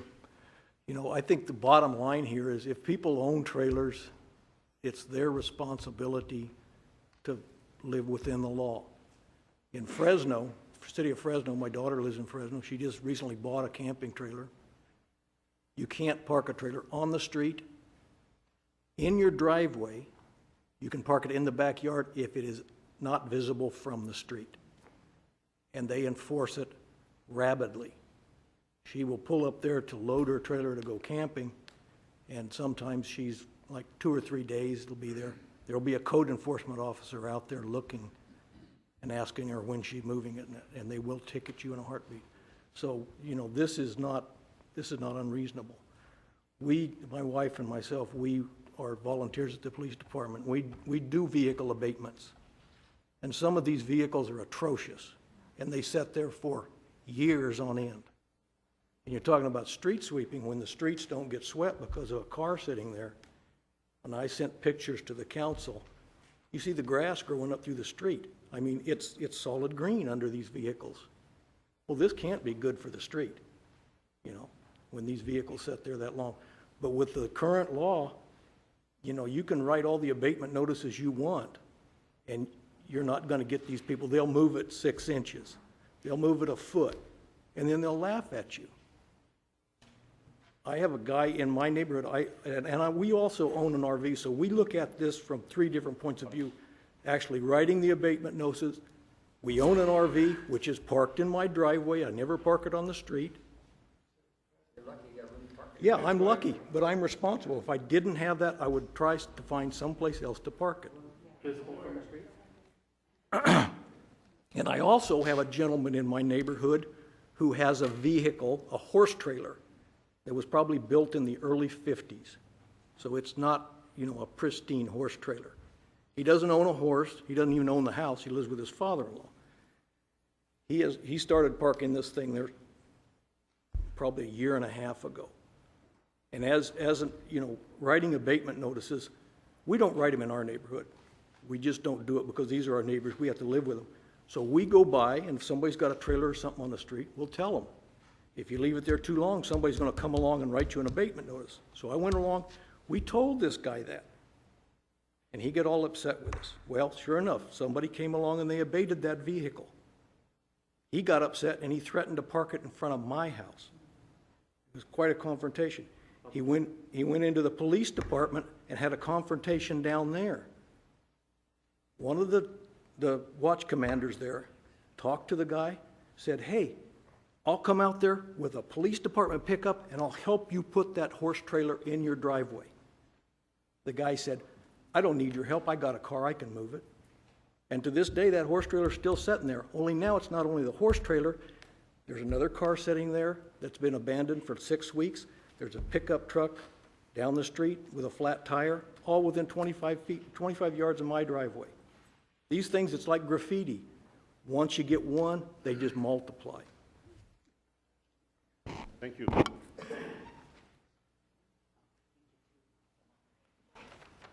Well, I own a motorhome. I moved here in 1962, went to work for the school district in 1963. when I retired after 40 years of dealing with children, I decided I would buy a motorhome and do some more driving and haul my grandkids around in it. I keep my yard clean. I keep the front of my house clean when it rains and the Excuse me, leaves. ma'am. Could we get your name, please? Oh, Fran Milliot. I thought I said that. Maybe not. And I sweep when the street sweeper comes by, I go out and I sweep for two reasons. One's to get the trash out of the way, and the other is that I don't want the damp leaves and stuff up against the tires of the RV. I think that living in Lompoc is not like living in other places. I think that it's a community that works together and tries to find solutions together. And I think that there is a solution to the problem. There is no other place to park unless you want to have to drive to Buellton or to drive to Orcutt or Santa Maria, your RVs. The guy across the street from me, which is kind of off the subject, he works for the school district, and school district employees are not very affluent, and he has a little yard business on the side. So when he comes home from dealing with any special ed, he works with special ed kids, he takes his trailer and he goes and mows lawns. I would hate to see him have to give that up because that's how he supplements his income, because he can't park his trailer on the street. I don't usually agree with what Mr. Ron Fink has to say most of the time, but today he had an interesting article in the Record stating some solutions to the problem. Eddie and Sandy Mitchell went to a lot of trouble to put forth a proposal of some ideas. The Reverend at the Methodist Church also had some good ideas. One of them was that everybody that wants to park could one recreational vehicle per household in front of your house. It has to be registered and insured. You go to the city and you buy a permit to park in front of your house, charging, they suggested so much a month, it would amount to probably $10,000 a year, and it would be a little way for the city to make some money. How much? 10,000? Oh, no. It said that no, not for individuals. If all 200 people would register. You just put half of them in shop. Sorry. It's past my bedtime. That's what you do with the kids on the buses too, folks. Yes. It's okay. Yeah, it's all right. And see, and there's another thing, Tony. I learned long ago that if you're hauling 90 kids, you don't pick one, you don't punish the whole group for one person's misbehavior. So the point I'm going to make is that, or trying to make when I get there, is that there are people that have more than one motorhome, and some of these are pretty bad. I get, especially around the Methodist Church area. And I think if you regulated it to one recreation, whether it's a boat or a trailer, a motorhome, it has to be kept in good condition, has to be registered, has to be insured. You go to the city, you get a permit. The city can make some money off of it. And then we go after the people who have 4 or 5, 6 motorhomes that are pretty bad. Have you ever gone behind, I think it's, around the Fillmore area, yeah. I saw the one that's behind Robobank. There's some really bad-looking stuff parked out there. And One man owns all those cars. well, I know that you don't let people, I know I have a friend at the school district who used to collect old cars, and he had to get his off the street every so often. They'd come by and say, "You've got too many cars out here." We have a lot of multi-family people living in single-family dwellings that have a lot of cars. My neighbors, they got this parking down to a T, and they stay on their side of the street. I stay on mine. When I'm going to leave, I tell them, "Hey, I'm going to be gone. If you need to park there, park." We respect each other. We work together. I don't know where you want us to put these things if you're going to let us have them in front of our houses. I think that the time frame of from 12 to 6 is pretty bad. I came back from Montana. I went to Great Falls to visit my grandson who's in the Air Force there. And while I was there, I contacted shingles. I don't know if any of you are familiar with shingles, but it is not a very fun thing to have. And when I got back from Montana, I wasn't able to park and even clean the thing, let alone try to move it and park it somewhere. So I think the 72-hour is reasonable. I'd like to be able to park mine in front of my house all the time. I feel it's safer there. But I'd like to see us work on something. I would like to leave this with someone to take a look at. It has some really good ideas in there. And I hope we can work it out. And we don't have to be like everybody else. We can be Lompoc. That's the way we've always been and the way we should be.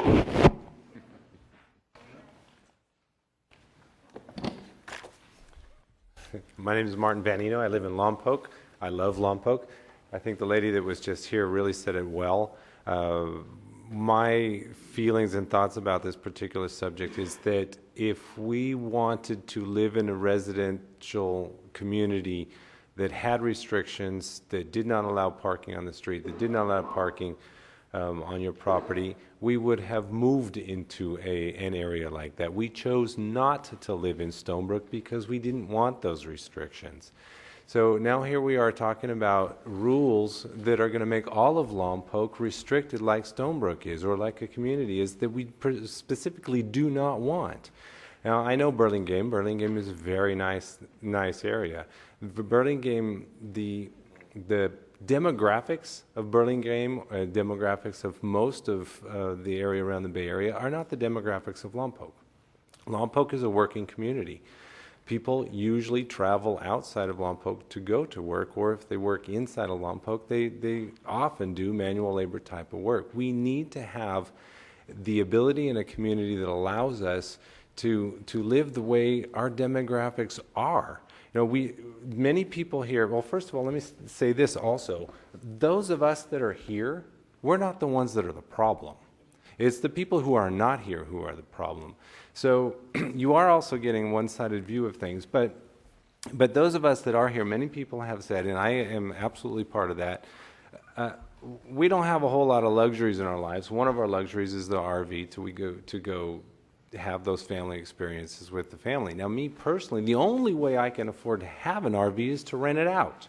And thank goodness, 2010 is turning out to be a really good year. And I really need that income because I'm currently unemployed. But the idea of having, well, first of all, I showed all of the council that it is absolutely impossible for me to put my RV on my property. I couldn't afford a pad, first of all, but even if I could afford a pad, there's not enough room. I don't have an alley. I don't have access to the backyard. There's no room in the front yard. There's no room on my driveway. I can't even get it on my driveway. The back end bottoms out. But even if I could, it's not long enough.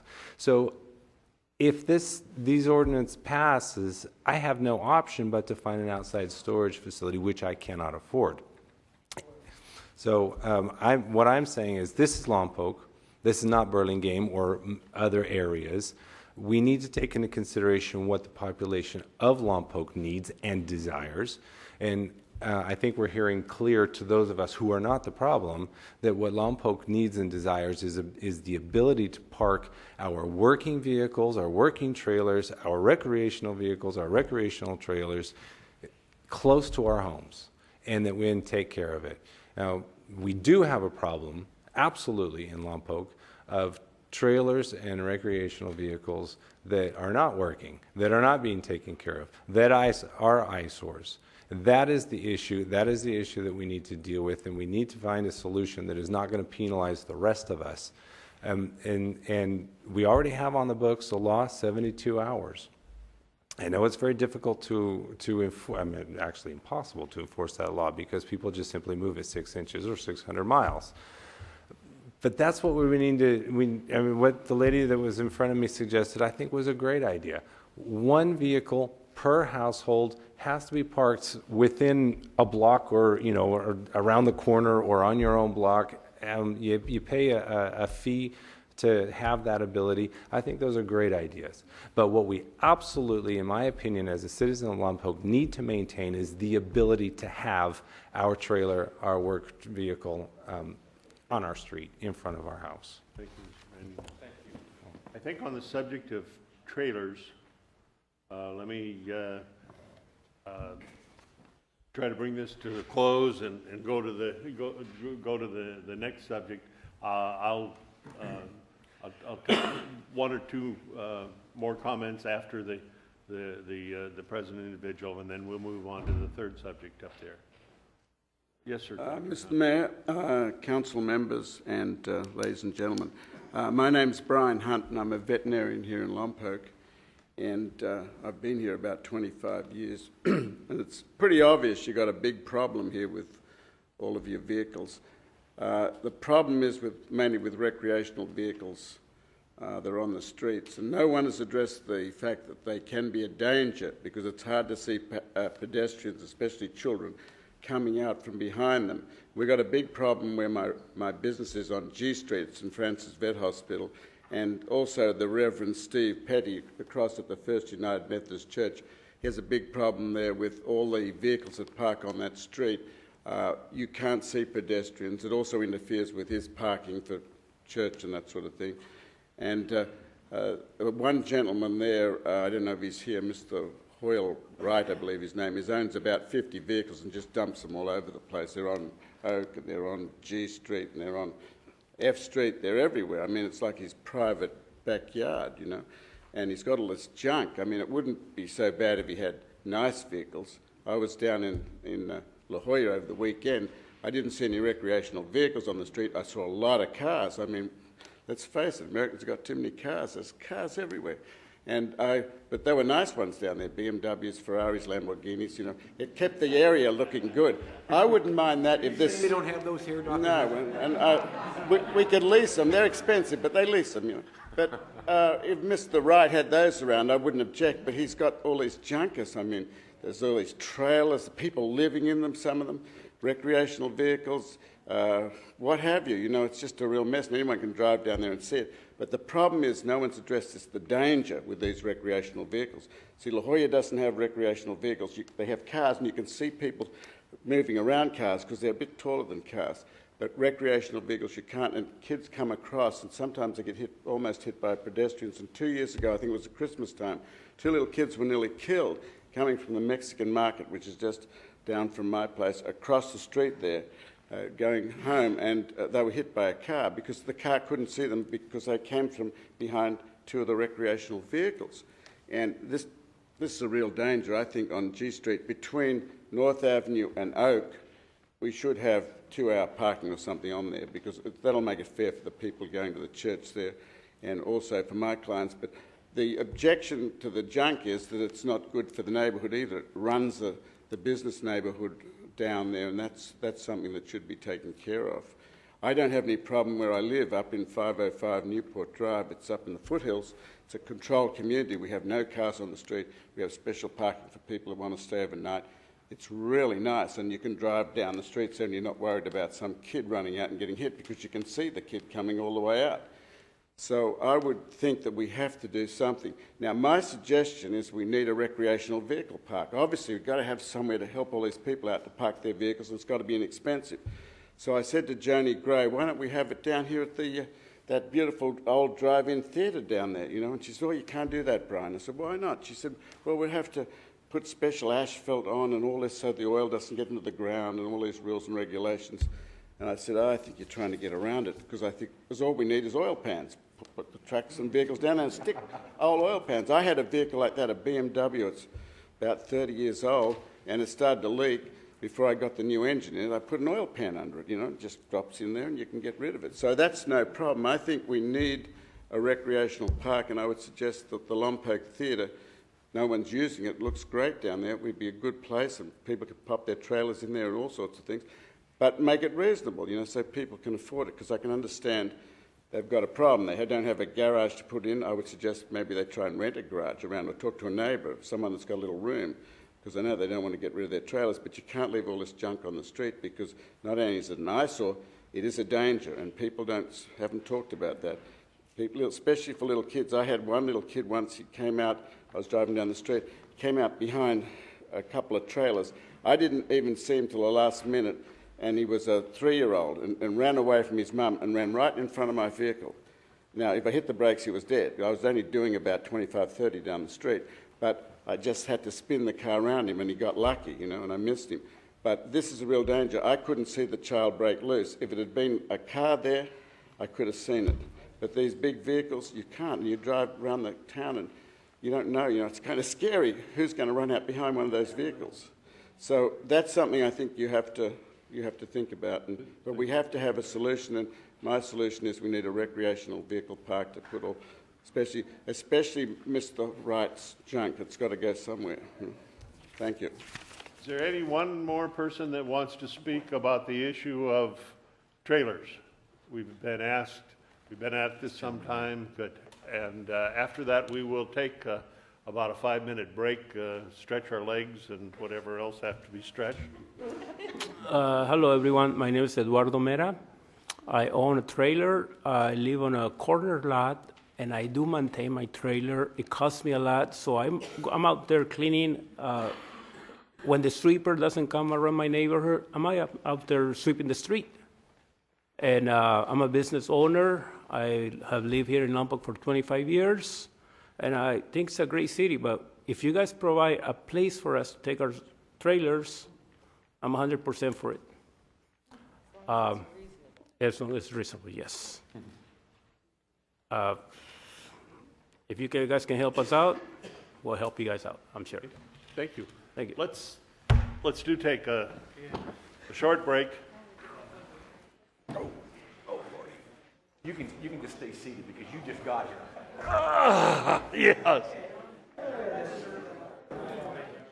Well, you sure know how to break up a party.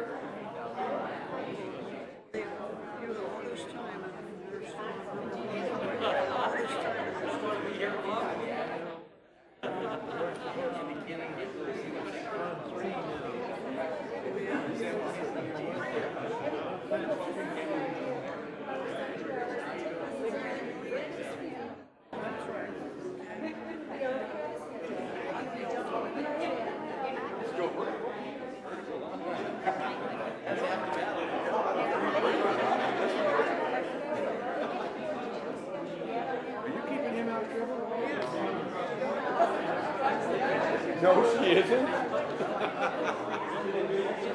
Hey, it sure is a pleasure seeing you folks back in here. Glad we can make it. It's good. It's a good thing.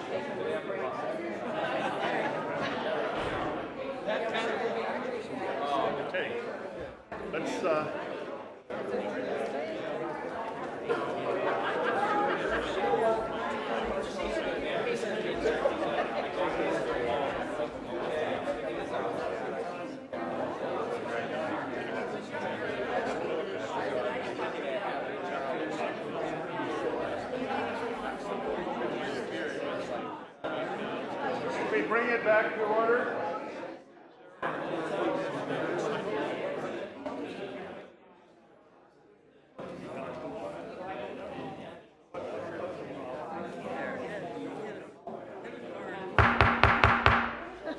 Can I have my city council return up here?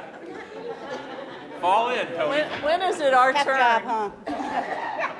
When is it our turn to call? When Donna speaks. Hey, I'm glad you got some coffee. Smells good. Just pump it in. Where's everybody? What happened to, Oh, well, let's start. we're out of control.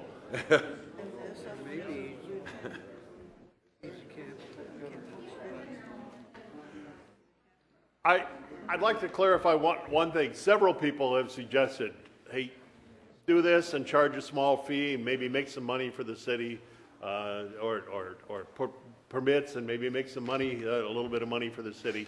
The law is quite clear. If we're making money, it's a tax, and it takes a vote of the people, a 2/3 vote to pass it. If we charge a fee for anything, that fee can only be enough money to cover enforcement.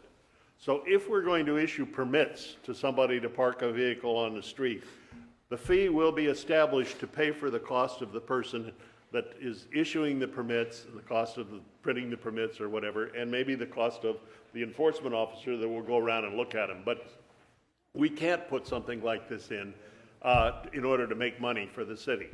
So I just wanted to clarify that for those of you that are thinking. So, okay, sir. Just make it to where it's only one thing and it's insured. Okay. Yep, that's one of the suggestions that was brought up, and we will look at that. We're looking for your views tonight and suggestions, as I said at the beginning, and the staff of the city is looking for general ideas of what we're thinking. Do we want to say no and have them not even prepare any ordinances? Do we want to say develops or whatever? So we'll give them some general ideas of what we're thinking, and then before anything's adopted, it will come back. There will be plenty of notice. There'll be an opportunity to discuss in detail the law or regulation that we would come back with. So I'd like to move on to the subject, if you will, of RVs, whether they're trailers, whether they're motorhomes, camper vehicles on trucks. Yes, ma'am, there's a comment. It seems to me that this is really directed at RVs and fifth wheels, when many of us in the audience agree that as we drive around town, the problem is vehicles, not RVs. So is there a particular reason that RVs and fifth wheels have been... What type of vehicles are the problem? Cars. Cars? Cars, vehicles, not recreational vehicles, not trailers. Automobiles. Many of us see that Then- every day. Then This gentleman, Mr. Hunt was talking about G Street. I drive around town every day as part of my business, and more than anything, I see vehicles, automobiles versus larger vehicles. Well, the vehicles, you know, they might be in violation of the 72-hour because of the grass growing up underneath it. But the visual hazard, that's the problem when you have RVs. And as many of, well, not many, but Mr. Hunt addressed, it's a safety issue, especially around schools, especially around residential areas. It's a safety issue. If it's a safety issue and a recreational vehicle is not parked in a place that blocks the view of anything, is that a problem?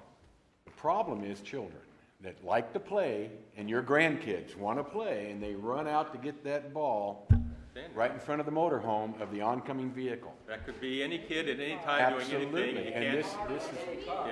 Yeah, Okay, and it's this like is- saying we could get sued. You can get sued for anything. I didn't bring that up. I know, but I could care less about being sued. Stand in line. good. But getting to answering her question, that's one of the biggest issues, is safety and quality of life. Now, I don't know about you, but I don't want to, and the mayor alluded to this, I don't want to walk out every day to get the newspaper and look down the street and see junk parked on both sides. So, and that's the biggest problem that we have. Junk. Junk. But that junk is drivable because obviously they move it, okay? It's registered because it's got the current tags, and when the officers run the registration, it comes back valid. Code enforcement goes out. So what are we going to do to get rid of it? How are we going to get rid of it? So this workshop, in essence, is just for your input to help us come back from staff or go to staff to ask them to come up with some drawings on it. And it's going to take the city attorney, it's going to take the entire staff to do this with us. But tonight is a workshop, like the mayor said. It's a workshop where we want to get your input. We're not going to decide anything tonight. And it'll be agendized at a later date. Will be invited? Absolutely. Certainly will. Every first and third Tuesday, yes.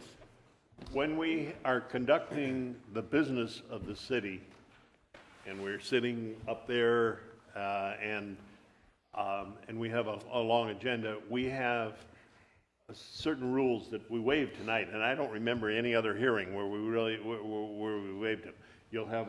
There's a series of lights up there. You have a certain amount of time after so long. The yellow light goes on, which warns you to wrap it up. The red light goes on, and we have to cut you off. We have to move on. People are allowed to speak only once on an issue. Because we've got a full evening of business to conduct, and we have to get through it. Tonight, I wanted this as informal as possible, as casual as possible, because I do want to hear your views, and I want to be able to comment on them and see how they come back and forth. So if it does come back to us as an agenda item in the city council, it will be following the rules, the other rules that have a lot more limitations on your public input. And on behalf of all of us, I appreciate that, because I realize that this is out of the norm of how you conduct this. Thank you. Sir. Please hold the applause. No. I knew that was going to happen. You enjoy it. You enjoy it, Tony. These RVs also have propane bottles in them. They can hold as much as 50 gallons of so that can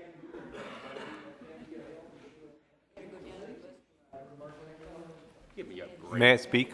Martin? Yes, sir. I believe we're moving on to the next issue, which is Yes. time. What kind of regulation, what should we do with RVs? Right.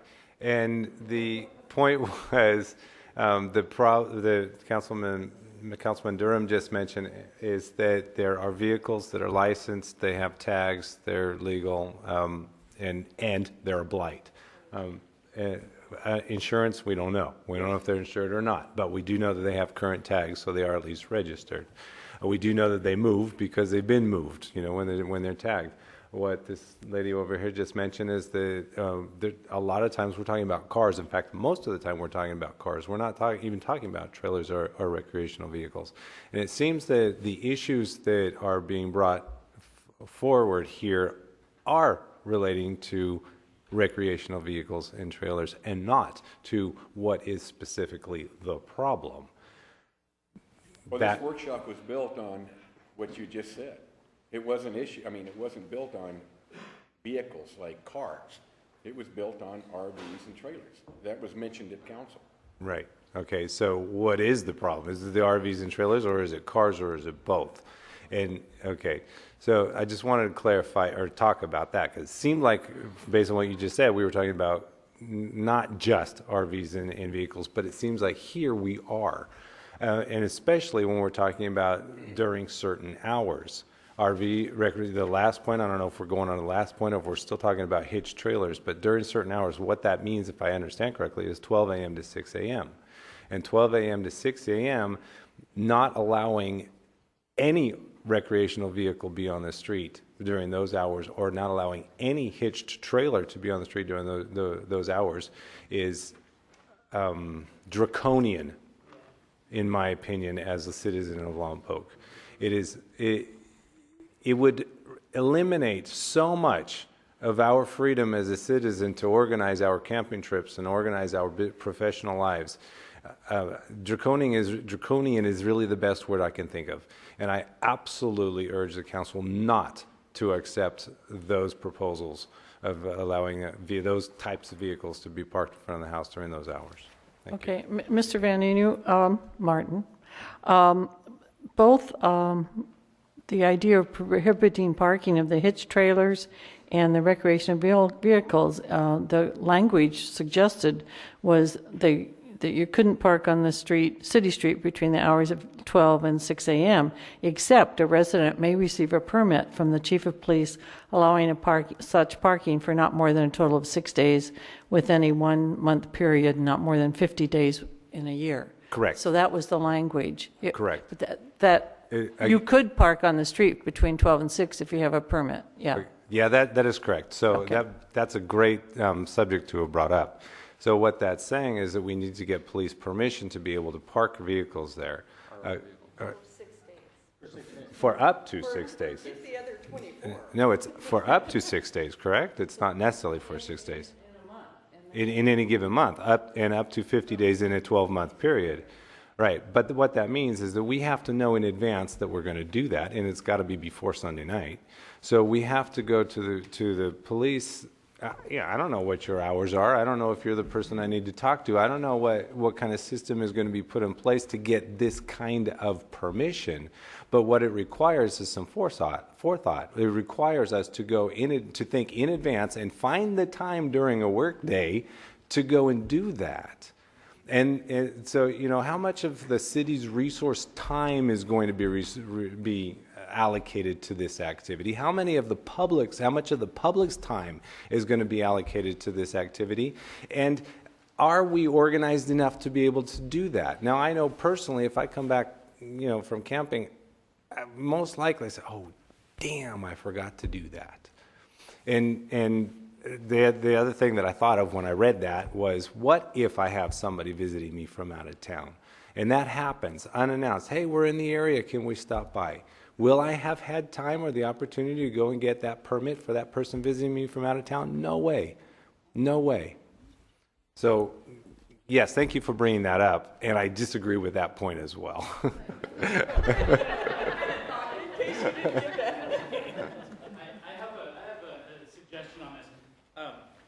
I used to work in Santa Barbara, and I had a friend I had an employee that lived in a trailer on the streets of Santa Barbara. He lived in a motorhome. And they have an ordinance like this in Santa Barbara. It's for no camping on the streets. And what they do there, they open a parking lot at the beach so that they can go camp there at night. So if it looks like we want to deal with roadside camping because of the hours, it seems like. It seems like we ought to have a place then designated so that the trailers can go somewhere at night because we can't make them go away. They're here. Okay, but what can we do with them in a safe way, safe for the community, that takes care of the problem, and it gives them a place to go. But if we don't deal with that, we're just going to create other issues that we're going to have to enforce in other ways. It's going to cost us dollars or manpower or whatever.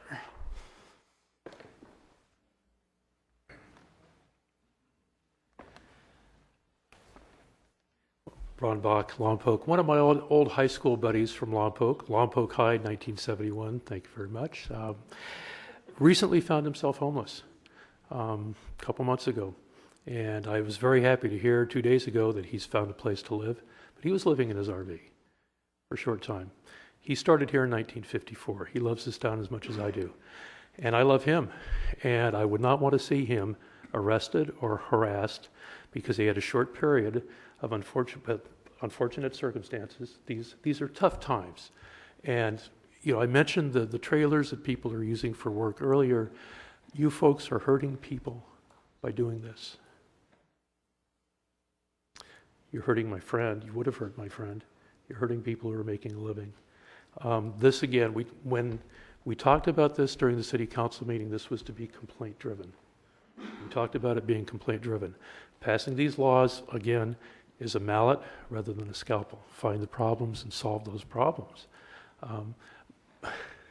My wife told me about a sign she saw on a fence right after the last council meeting. And I'm not a Harry Potter fan. He's great, but I don't read the books. She does. So I hope I get this right. But the sign said, "Will somebody please find me Harry Potter's veil of invisibility for my RV?" And I wish you would just let the RV owners alone. I have to admit, there's a problem with unhitched trailers, and my eyes were opened when I drove around town after the last council meeting, and there are some unsightly unhitched trailers. Of all of the regulations, all of the things you're proposing up there, that's the one thing I would ask you to consider dealing with, but not in the way that you're doing it. Try and find a solution to the problem. Find a place for those trailers. Find a place for our RVs and recreational vehicles before you make it illegal to own them. Help us rather than hindering us. Thank you. Ladies first. Thank you. You bet. Kathy Walton again. The other thing that I would like to see specified is I keep hearing unhitched trailers. There is a trailer that you use for work, and there's a fifth wheel unhitched trailer. Definitely a distinction. Perhaps that could be considered. Well, one is an RV and one is a work trailer. Well, a fifth wheel is an RV. Right. But it's unhitched. Right, but it's an RV. That's the distinction. That's the distinction. But by a trailer, I mean perhaps a work trailer or a boat trailer that doesn't have Actually say work trailer, maybe, in the wording. But a wheel is an unhitched trailer. Not a trailer. No, but it is an RV. Yeah.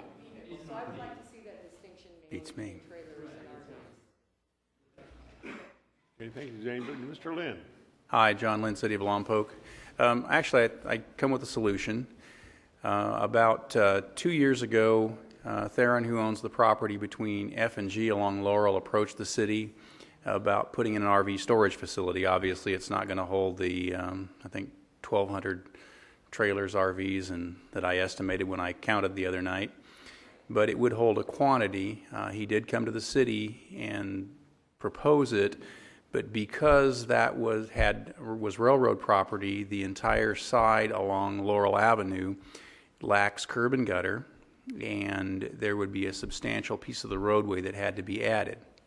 So he went out and got, along with screening and planting and those things, he went out and got estimates for it, and when it passed $120,000, it was a little out of his price range. Now, it is already paved. It is correctly zoned for the use, and what I had talked to him about as recently as a week ago would be a process by which he got a conditional use permit, and there was a structure under which the bulk of the revenue generated by the storage, and he would have to put in a fence at the get-go for screening, would go toward those improvements over time. And he was very amenable to that, and I was thinking maybe the council might work with the staff. I think with a conditional use permit, that could probably be done. Those improvements could be phased in. And it isn't going to solve the whole problem, but at least it would provide some space for those people who would like to move their trailer or RV off the street, and currently there just isn't any. So that might be a good viable alternative. Thank you.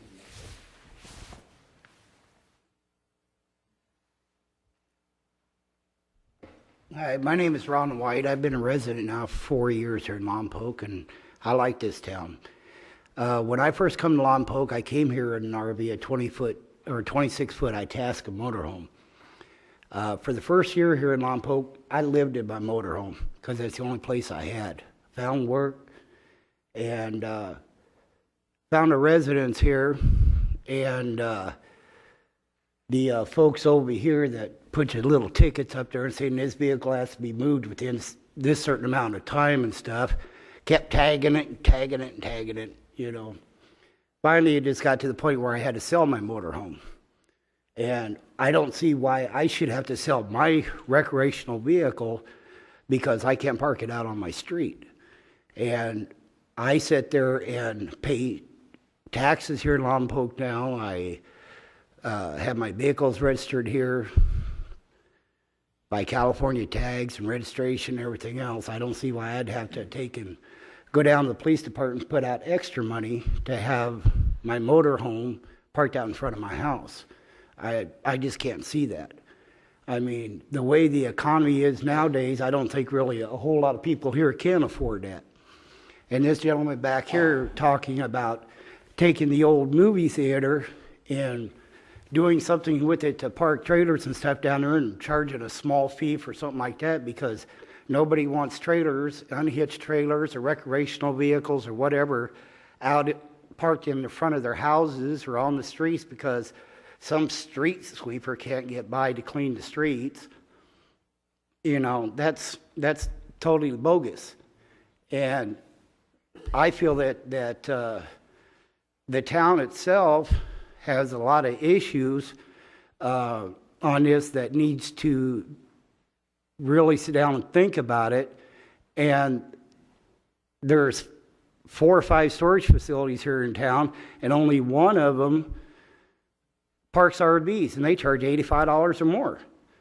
You know, and so for storage fees, that's outrageous. I can't afford that. You know, and I'm sure a lot of these people here can't afford it.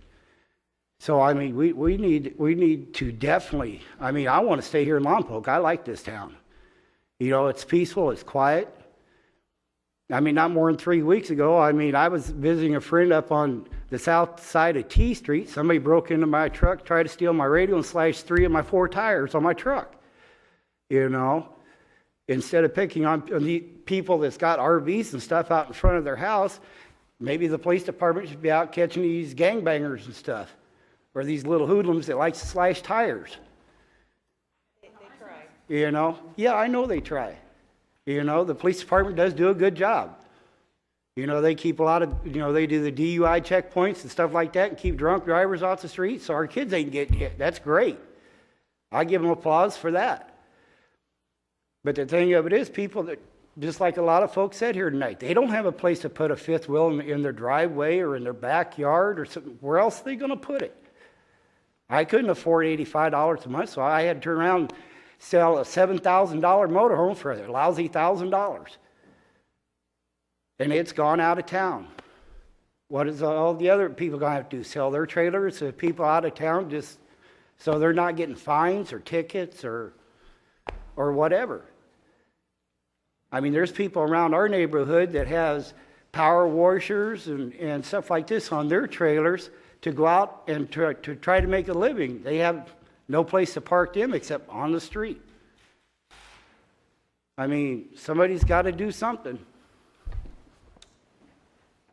Thank you.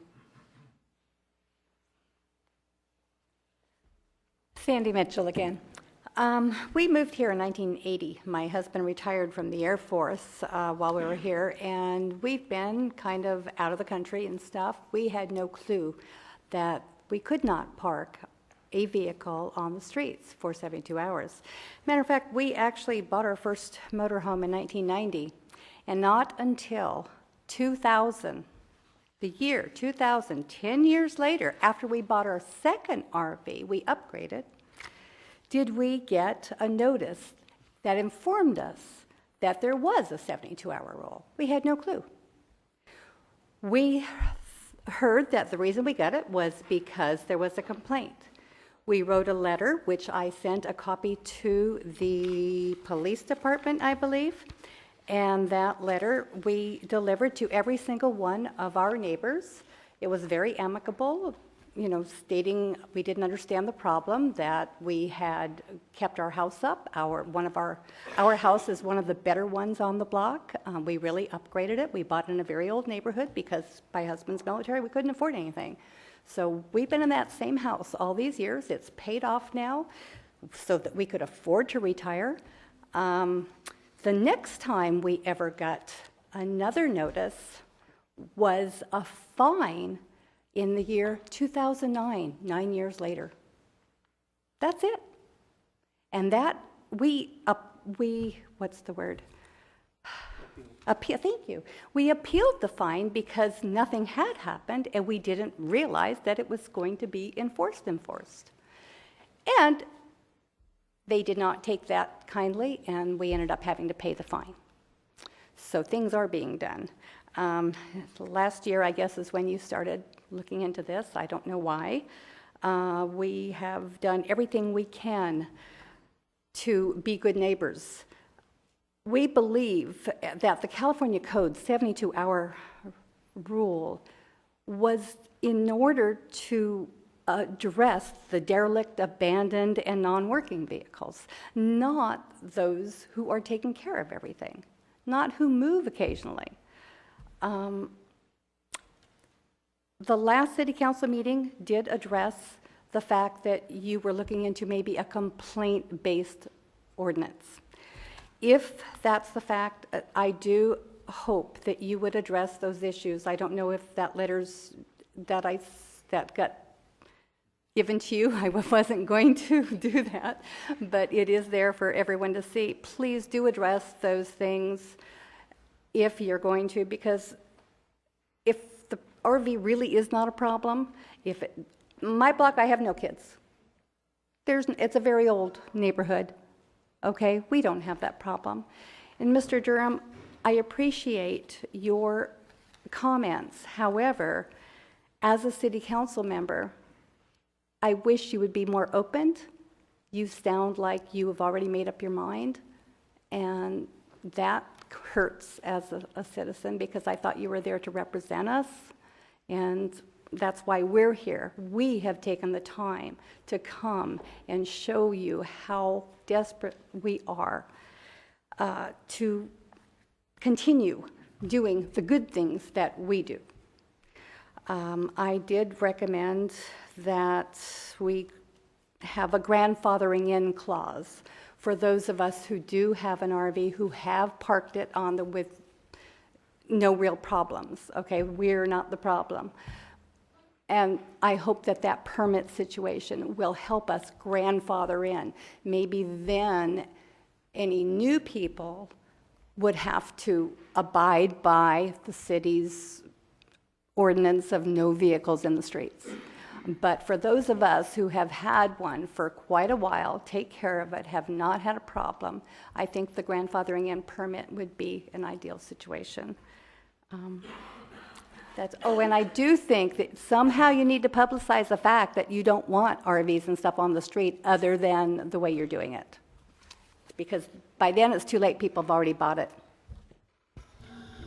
Ms. Mitchell, if I've made any gestures or any verbal or anything to suggest that I've made up my mind, I'm a mile from that.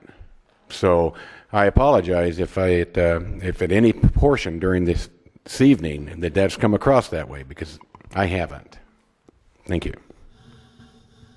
Yes, sir. Terry Hammonds. I've lived in Lompoc since 1967, and when I came here, this was not a problem.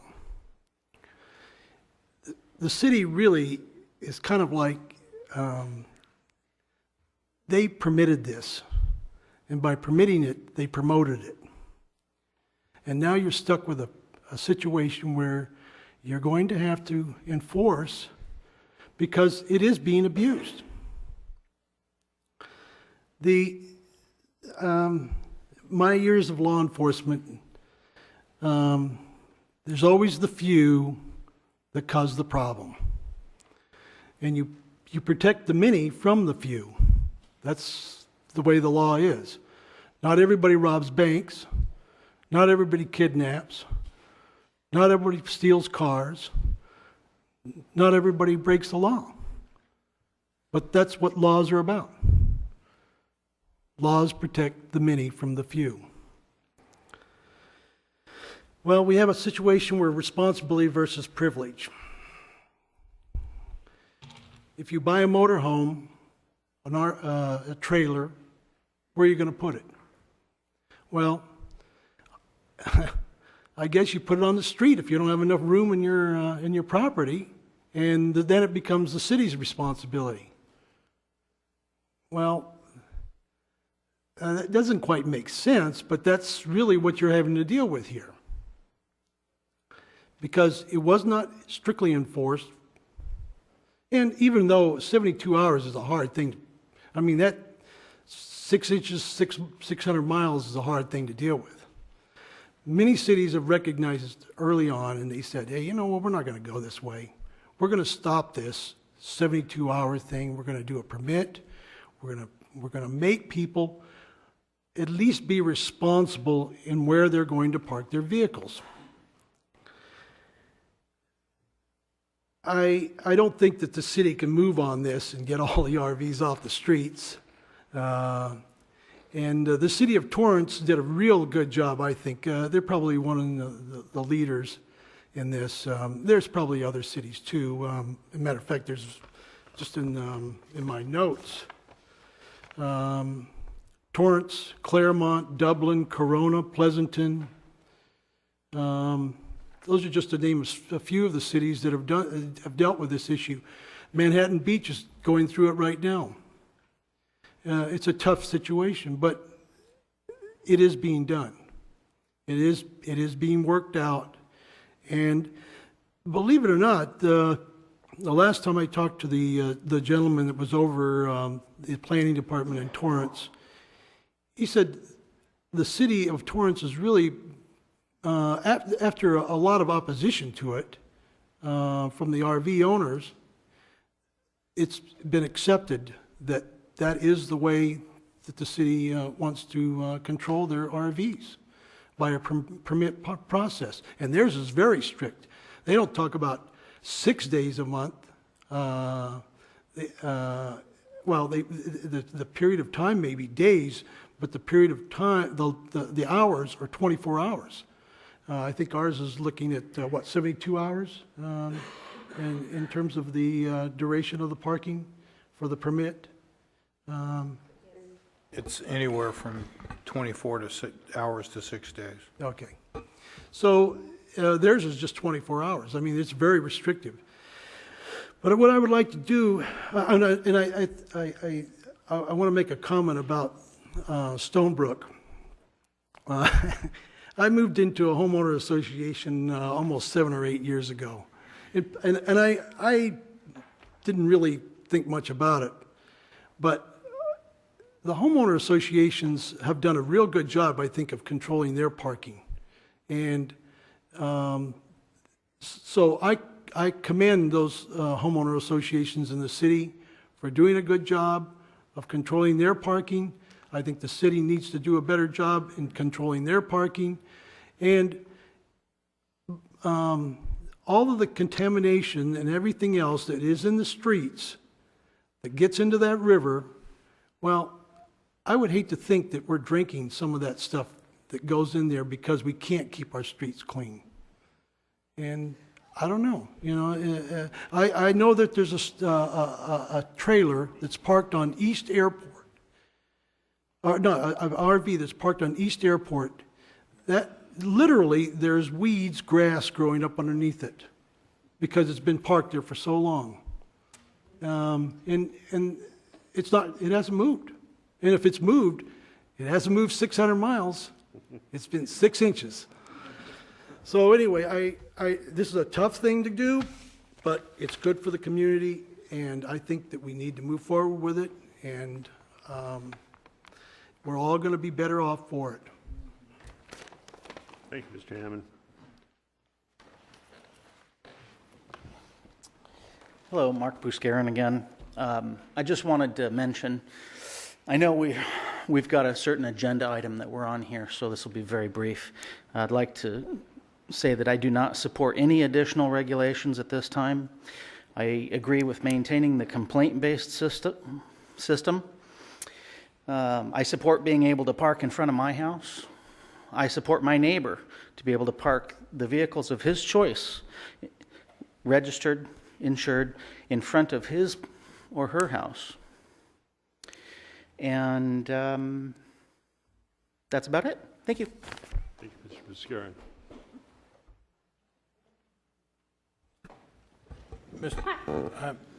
I'm sorry. Excuse me for just a minute. Yeah, I was going to address that. Just for a point of clarification, in terms of parking enforcement, we are not on a complaint-based system. We do have a CSO, a community services officer, a civilian staff person who deals with this particular issue, and we have a recorded line where you can either anonymously leave a complaint or you can contact that employee directly.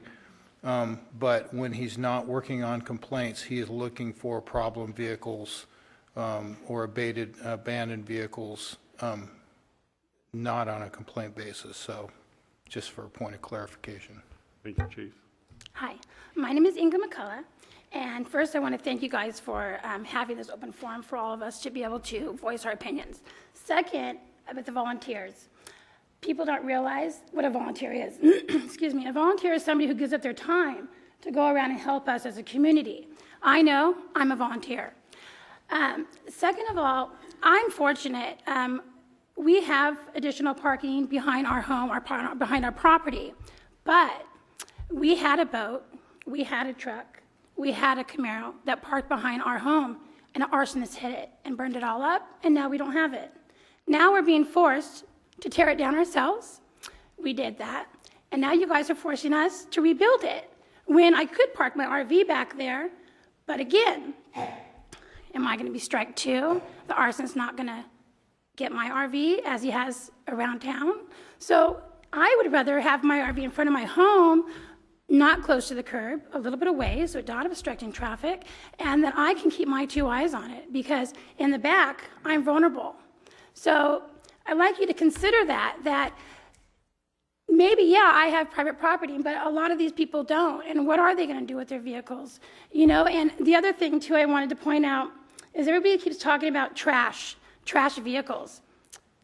Isn't one person's trash another person's treasure? Some of us might be able to afford higher end vehicles. Some of us cannot. Some of us are very fortunate to have what we have. And if the economy as it is, people are losing their homes every single day. So they have to share housing. And in some situations, unfortunately, they have to live in these trailers. But I agree they should not be living on the street. We have River Park, we have Walmart, we have trailer parks, a lot of places that are available. Well, Walmart lets you, if you're traveling, say your guest comes in at 1 in the morning, that's my other issue. If I have my mother coming from Texas at 1 in the morning and pulls in her RV, I can't tell her that she can't park in front of my house overnight. You guys are going to come in the morning and tow her away? That's not right either. I think that the 72 hours that you have now works efficiently, as long as there's not 3, 4, 5 letters going out. I mean, 3 strikes, you're out. First letter is, you know, a warning. Second letter is big time warning. Third time, tow the vehicle. Fine them, whatever you got to do. We all pay big bills. I pay a lot to you guys every month. So I hope that I have the right to park in front of my home and not have to sell my things, because you might think it's trash, which it's not. But anyways, well, thank you for listening to me, and I hope that you all find something that allows everybody to be happy. Good luck. Thanks again. Yep, he does. Mayor, if I may, another point of clarification. The letter writing process for code enforcement is, that's a function of the planning department and the city attorney's office. The police department will issue a warning and then a citation if the vehicle is not moved or tow the vehicle.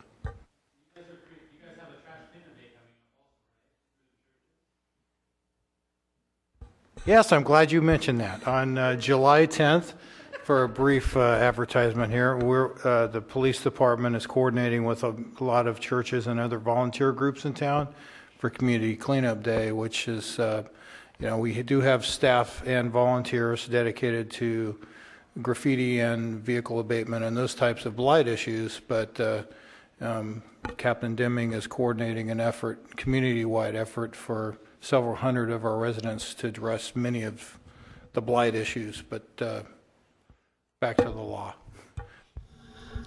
Actually, our goal is to have 500 plus citizens help out on that day, so don't go to bed too late. Thank you. Yes, ma'am.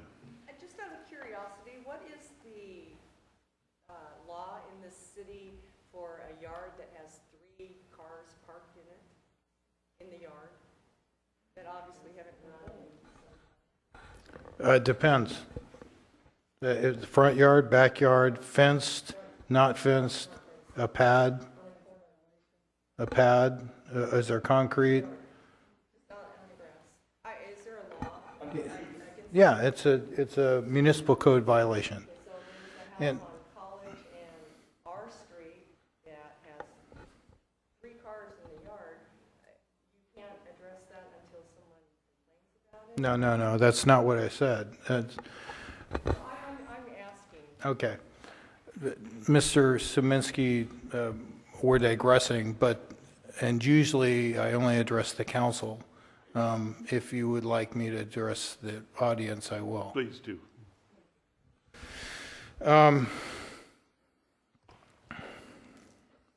Okay, where do I begin? As I mentioned before, code enforcement in the city of Lompoc is kind of split at the curb line, so to speak. So the police department typically, and I won't say, it's not black and white, okay?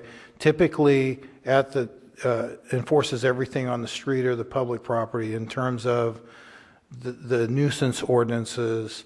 And if you understand the way the law is constructed, and Mr. Pannoni can smack me on the back of the head anytime he'd like, there's municipal code violations are quasi-criminal violations, meaning that a parking citation is not the same as an infraction that you get for speeding or something like that. It's actually in a category all of its own that's not as criminal, so to speak. And then you have infractions, then misdemeanors, then felonies, which is the really bad stuff. The police department deals basically with the parking issues, the abatement issues, the abandonment issues. The current law in the city of Lompoc mimics the state law, which is 72 hours. If any vehicle does not move on the roadway, it is subject to removal and/or citation. Any vehicle, RV, trailer. Now, if the vehicle is unregistered, it can receive a citation. If it's unregistered for a period of over 6 months, it's subject to tow and citation. If a vehicle is missing major parts, flat tires, those types of things can be subject to tow and citation within 4 hours, I believe it is, according to state law. But that's not that's not on the roadway. Now, with regard to cars parking on the lawn, that pretty much, that one little law, and if you remember, if I can just lay this out for you, there are 29 codes in the state of California, and then on top of that, the Lompoc Municipal Code. So there are 29 different, there's evidence code, vehicle code, harbors and navigations code, etc. In theory, we're responsible to enforce every one of them, which is literally hundreds and thousands of laws. And people could, on both sides of an issue, can say, well, the police department or the planning department or some other department should write everybody who goes 56 miles an hour in a 55-mile-an-hour zone a ticket because they violated the law. We all know that that's not practical. Mr. Hammonds had a great, I even wrote it down, the laws protect the many from the few, and that's very true. And so, it's unlikely, speaking to an old highway patrolman, that if you're doing 56 that you're going to get a ticket. If you're doing 75 and a 55, you probably are. Unless you have a cup of coffee. Yeah, okay. So with that said, and with the resources that we have, and then we use these tools to address, the laws are the tools that we use to address the violators of the law. And I know everybody, I heard the words draconian and different,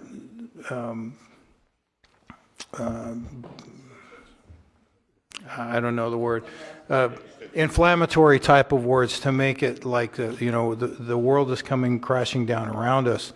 What we're looking for in this dialogue and what the city attorney has put together in these proposals is a starting point for us to have a dialogue on, okay, what tools can we have in Lompoc to address those vehicles that are causing a hazard to our community? Because the city council's right, they do get complaints, many complaints on both sides of the issue. So I think I answered your question, and I think it clarified where we come from in terms of the current law. And then Councilmember Durham touched on the way that there are people circumventing the current law by playing a game, so to speak. I'm sorry, Mayor. Is there anybody else like to speak to the item before us? Campbell? I'd like to ask of the city council members and staff here, of anybody who owns an RV? Any of you folks own an RV? Yes. Just you, Tony? Okay. I do. So we got staff making recommendations on something that they've never done, like own an RV and camp and come up with this problem. Well, Mr. Campbell, that's why we're having a workshop. Don't you think maybe we might want to consider in your staff consideration a select few of somebody who owns RVs and understands the situation that they're faced with? Well, Mr. Campbell, I have owned a trailer. At one time, I have owned a slide-in camper, 10.5 footer on a 3/4 ton pickup truck. I have owned a camper mounted to the frame in the past, but that was when I had 7 kids at home. Great life, wasn't it? Yes, it was. Yes, it was. And it's a great family thing. And now it's time for grandkid things. But one of the things nobody's mentioned here, and excuse me, is that insurance regulations, I know they always ask, where do I park my RV? And I said, at the house, because I'm fortunate if I've got a driveway and put it in. But because of that, it's at the house off the street or at the house. My insurance is different than being in a lot.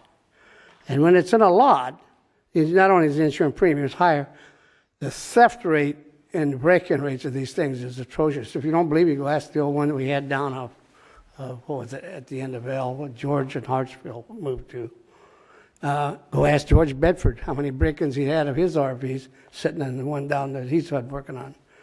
But that's off the point. One of the things I did want to just mention is when I came to Lompoc, and it certainly was because I wanted to park my RV certain places. As a 21-year-old kid, just wanted to.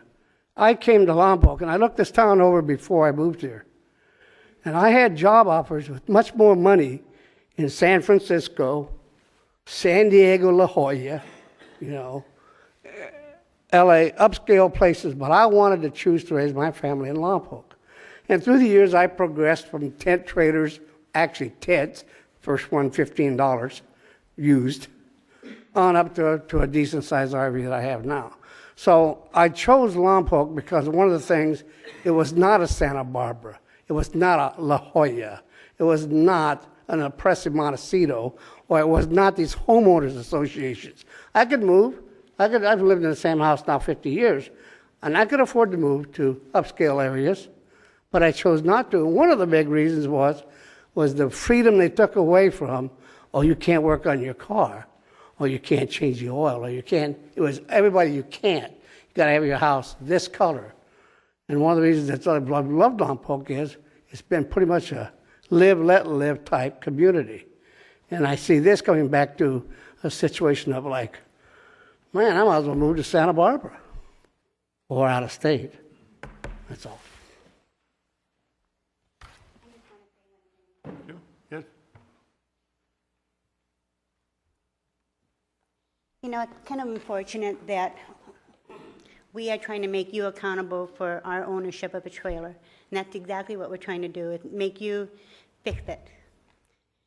Point is, we can't. And so, shame on us for trying to enforce that on you. We shouldn't be doing that. But we don't know what to do. So that's basically, I think, what this workshop's all about, is, coming to a solution for something that's going to work for all of us, not like, John Lynn had some excellent ideas I thought were great that maybe work for us. But we're just stuck. We don't know. I mean, we've checked. My husband and I have checked all the way down the coast. We've checked over in Buellton, and they won't take trailers a certain age, and they won't take trailers. We can't find a place that we can realistically afford. But, shame on us for trying to make you absorb that problem. It's not your place. But, we're just asking, what can we do to make it work? So one thing I do want to ask is, does anybody have a trailer pad that we put our trailer on? We've been looking. I ask everybody. I'll give you a fee. For what it's worth. Thank you. Any other comments? What I'd like to do now is bring this back to the council because staff is expecting some direction after our workshop tonight, and ask each of the council members for their comments on the 3 items that we've talked about tonight. Who would like to go first? Pardon? Bob's got his light on. Okay. I'll go. You're not, okay. Is Mr. Hammond still here? I don't know if he had mentioned the city of Torrance, and in preparation for this meeting, I went online and I just Googled parking regulations, and boy, let me tell you, we are not alone in this situation. I counted at one point well over 1,000, this is just California, of cities that are dealing with this.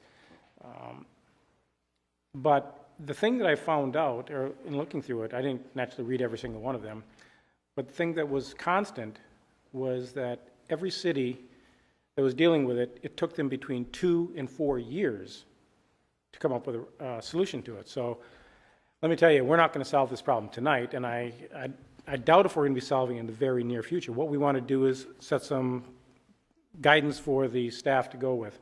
I'm going to recommend, one of my recommendations, and I have the name of the individual, because of all the sites I looked at, the city of Torrance really, I believe, did the best job. They have between 90 and 95% satisfaction between non-RVs, non-trailer owners, and trailer owners. I mean, through multiple meetings like this, they didn't have just the one, they had multiple over a period of 6 months or more. Let's see, they admitted it was a very lengthy process. They had community meetings, they sent out mailers, they had it on their website, they had it on their cable channel announcing these meetings, so they had a lot of participation. They came up with a solution that, like I said, it keeps our satisfaction of about 90%. It took them about 2 years from the time they started until they came up with that. I have the name of the individual that I talked to down there, and I'd like to recommend that someone from our city either contact that individual or maybe even take a trip down there. I'll give that to Ms. Barcelona when we're done. That's one of my recommendations. The other and these are all just things that I've made. I'm not going to be the only one to make these recommendations, but I will just go down the list here now. As far as parking, or I'm sorry, as far as street sweeping. Just like the RVs, just like the trailers, it is the few that are causing the problems. I was very interested when the situation came up, or it said random street sweeping. I wasn't sure exactly how it was going to work. Now I understand how you're going to be doing this. And I'm assuming we're going to be able to find some way of making it, the random sweeping, a legal random. I think the 72 hours is probably realistic. I tried with 96, I didn't get a buy-in on that. So since we do have a regulation on the book, an ordinance on the book of 72 hours, in my opinion, 72 hours would be reasonable. We identify, I know we can't identify the problem streets, but I mean, it's random, it's going to take care of hopefully the problems and not the law-abiding citizen that's keeping their curb nice and clean. I'd recommend that we go with once a month street sweeping so we can keep it on a regular basis. On a regular basis and have time also to go with the random street sweeping where we have a problem. For the people that are not aware of it, several people out there said they didn't even know that we had regulations. I'd recommend the first violation just be a notice. The second one being a fine. The third one being towed away. So in other words, we want to give you a lot of chance to realize that there is a street sweeping code or ordinance going in there, and you're going to have plenty of time before you're going to have your vehicle towed. The problem on a street like G Street, I'd like to see us look at, Mr. Hunt, recommended or possibly a 2-hour parking on that street. There is no residence that in that area, so it's not that people are going to have to be moving. It's really just storing vehicles on there. So I'd like to, streets like that, if we can, put a 2-hour parking ordinance on there. Let's see, unhitched vehicles. Now, unhitched vehicles, I don't know if we had a definition, but I believe a fifth wheel is considered an RV and not an unhitched vehicle. Is that a? It would have been included as an unhitched vehicle. It would be included as an unhitched vehicle, okay. That's where it was first put. That doesn't mean you have to keep it that way. Okay, I would like to have us consider a fifth wheel as an RV as opposed to this is my recommendation, as an RV instead of an unhitched vehicle. I'd like to see us find some way of allowing an unhitched vehicle a certain permit if it's a legitimate business. If they have a business permit with the city and it's one of the people that is trying to make a living, mowing service, we talk about the mobile car washing services. If it's a legitimate business, they have a business license here in town, I'd like to see us make some allowances for that unhitched vehicle. Let's see, RVs. Again, the City of Torrance has a good one, so take a look at that. The RV park, I think we should naturally try to look at, see if there is a possibility of an RV park. But also we talked about grandfathering people in, and this is where I'd like to see us. We're not going to solve this problem, like I said, overnight. So people that own RVs, if we were to institute this regulation today, residents of Lompoc, if you own an RV today, we give you a permit. You're grandfathered in. Now, I'm not going to recommend that you're grandfathered in for, forever. We decide on a time frame, giving you enough time to find it. It could be maybe the life of that vehicle, okay? Maybe it could be 2 to 5 years. I'm not sure until we find this RV park, till you find a place. It's not forever, but we grandfather your RV in with a permit that you're allowed to park in front of your residence, your legal residence only, not in front of your neighbors, not around the corner, but in front of your legal residence only. If you have this permit and we get complaints, it's the same process. You get a warning the first time. Your RV was parked in front of your neighbor's house. You get the warning. Then you get the fine, and then it's towed away, and your permit is revoked. As far as the mother-in-law, this is a real good thing, or a good situation. You have an out-of-town guest. Your mother-in-law wants to park her RV in front of your house, and what are you going to do? Tell her no? Of course you're not.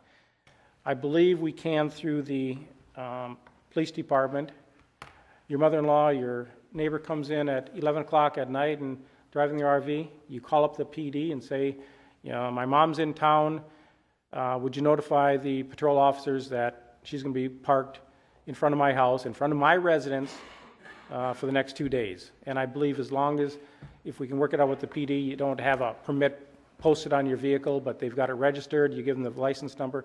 I believe we can work out something like that, with just a simple call at 2 o'clock in the morning, we can do that. Let's see. I guess that's all my comments I have. Ms. Rouget. First of all, I don't own an RV vehicle. I did do camping in a tent with 3 boys, and that was enough for me. But, and I also live in Stonebrook. When we decided to move to Lompoc, we looked around at several of the housing areas in Lompoc, and we like living in an area that has CC&Rs that keep vehicles off the streets. And if you drive through Stonebrook, there are no you can park in front of your house, but at night your cars all have to be off the street, and there are no recreational vehicles there. If you have one and you need to get it ready for a trip, you call our office, and they will. That's okay to do. But that was our choice. That's why we moved there, because you can't fix your car in the street, and it just looks a lot nicer. One of the other things is the streets are owned by the homeowners association, and we have to pay for our own street sweeper. So sometimes that's not such a good thing. We were paying for one guy and he never came. So I don't know, maybe it's like the city? No, sorry. Anyway, I just wanted to get some of that clear. As far, I liked Councilmember Lingel's suggestions. I think I haven't had a chance to look at what Torrance has done, and I would like us to pursue that a little bit. Our minds weren't made up when we came here tonight. We did this workshop to find out how you all feel about it, and I thank you all for taking the time to come out here and let us know what you're thinking. And I hope we can do more of this with other issues that come up, because it's really good to have a give and take and not be so formal and have you yelling at us, and we get a lot of good ideas that way. On the street sweeping, I think gentleman's suggestion over here would be to pursue sweeping the streets once a month, when right now during this downturn we have with our budgeting problems. And that's one of the reasons I don't think they've been able to keep their regular schedule. So I think we need to scale that back. The unhitched trailers, I think a permitting process, the code enforcement team needs to look at that for the business. I agree with Councilmember Lingle. I understand where if you have a business, you do need your trailers. I think we need to pursue more the time limits on when you can park in front of your house. Dr. Hunt had a really good point about the safety issues and parking in front of your house. And I think, I don't know how to solve that problem. If you live on a corner and you park right in front of your house, park in a big old RV in front of your house, it's difficult as far as the vision goes, and it can be a safety issue. So I think we need to look at that also. And the permitting process, I think I would like the team to look at that. I have been through by G Street many times looking at those vehicles out there, and the gentleman that owns all those vehicles is playing our system. I mean, he's got it down to a real science.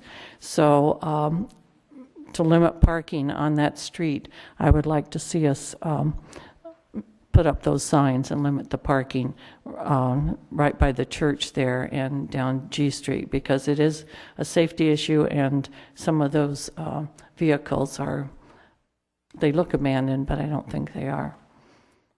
And I think,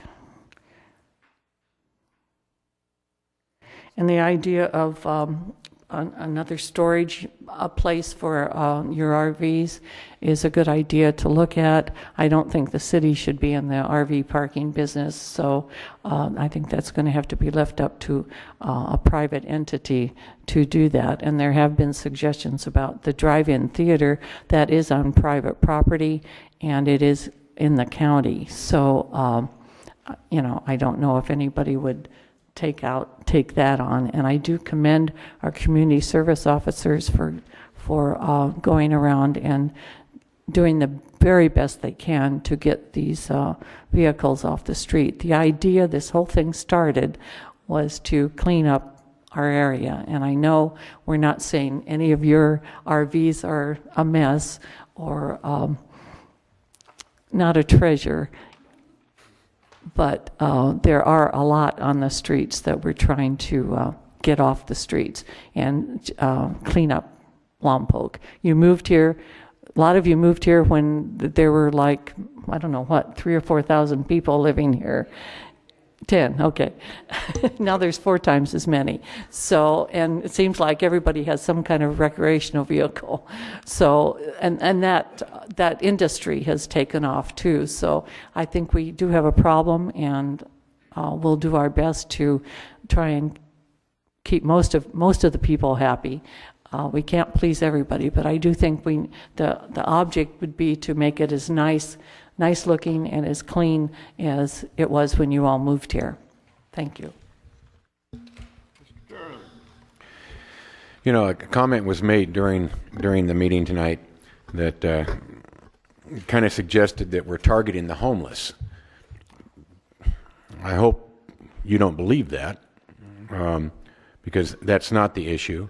The issue is we've talked about it in the past. In fact, we've talked about it even when I was on the Highway Patrol 7 years ago, about how we have areas in town that are a hazard for residential families to live and have a quality of life in. And we've spoken mostly about just those problems. And as the other council members have stated, it's not the general public that's here tonight that has the problem. The problem that you're going to have is being able to adjust to whatever we do decide as a council with your input on how to continue. You know, I asked Mr. Bean if it was possible to actually assign street sweeping days to certain streets, and he indicated that, well, we can't really do certain days, correct? We do that. Well, that's what I thought. That's why I'm bringing this back up, because I thought you said it was mailed out saying what days. So if it's mailed out that Monday you have street sweeping and your vehicle's parked out there, expect to see a tow truck. But we can't do that. No, we can only tow if we sign the whole community with permanent signs that says... Oh, with the signage, that's correct. That's I'm the sorry. only way that we could tow or you could ticket. That's where I said it couldn't be done. We give them all notice of when we plan to sweep the street. So the good citizens move their cars out in time. You know, the yearly fee for one RV parked in front of your home. In retrospect, I kind of like that, simply because that limits you to one RV parked in front of your home, not 2 or 3. And it's, by the way, it's parked in front of your home. And I only see one head in the audience saying negatives, and the rest of you are going, yeah. So I kind of like that idea about having, you know, a permit. Now, I know the city's not going to be able to make any money on it, but at least we're going to be limiting the number of RVs parked on the street. And it also gives you the opportunity to park your RV on the street, at least the one. I do agree with Mr. Lingle that the fifth wheels, pull trailers, RV pull trailers should be categorized as RVs, not as unhitched or hitched trailers. You know, and security, as far as for the RVs, unfortunately, it doesn't matter where you park your RV. Murphy's Law, you're probably going to become a victim eventually, because the young lady said that she parked her RVs in the back, and because they were parked in the back, she couldn't see them. They were torched. Well, there's a gentleman that lives at A in North that his RV was parked right in his driveway in the front, not 30 feet from his bedroom, and it was torched. So, you know, I don't agree with that statement. As far as, be honest with you, I can't believe, as long as the city has talked about this, that some entrepreneur or 2 or 3 haven't thrown money in and bought a location and built an RV parking space area. It seems like and I like to say this, it seems like a no-brainer, because it would definitely be an income that would probably take care of you for a while. As far as the grandfather clause, I think it could work. I agree with Councilman Lingle. I think it could work. There would have to be some modifications and understandings, but I do agree. And like Mr. Campbell, Mr. Campbell and I must have had the same parents, because I, like him, I moved here in '78. We moved here, we had a tent trailer. Well, we bought a home that would accommodate that tent trailer. As we grew, we made sure that we had room for our pull trailer, our fifth wheel, then our motor home. We didn't buy off the property. We made conditions. My wife was very strict about this, that if we're going to buy it, it's going to be on our property.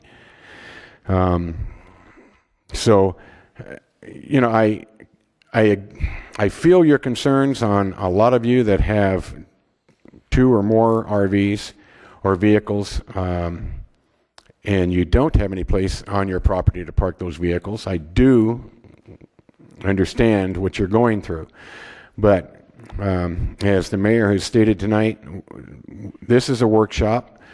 We're far from being done. I too went on the website and checked different locations, and I'm going to have to check Torrance because I never got that far, because there were quite a few. So in retrospect, I hope that staff can come back, with some guidance on everything that you have put in tonight. And I, like Councilman Roger, I really do appreciate your attendance here tonight and helping us out. Thank you, Mr. Durham. First, and I'm one of the council members that wants to see some stronger code enforcement in the city. At the beginning of the evening, I held up this list, which we ran today, and I see that at the bottom of the last page it says 218 cases, and we have sent. Those are not all vehicles; those are abandoned buildings. Those are obsolete signs on business buildings. Those are weeds, overgrown, all kinds of things. But we have sent letters, and then we have sent follow-up letters, and then we have sent additional letters, and we haven't done much to try to solve the problem. Certainly, some of them are in the areas of parking and problems there, and I think we have to give our code enforcement team the tools that are needed to do the job that we expect.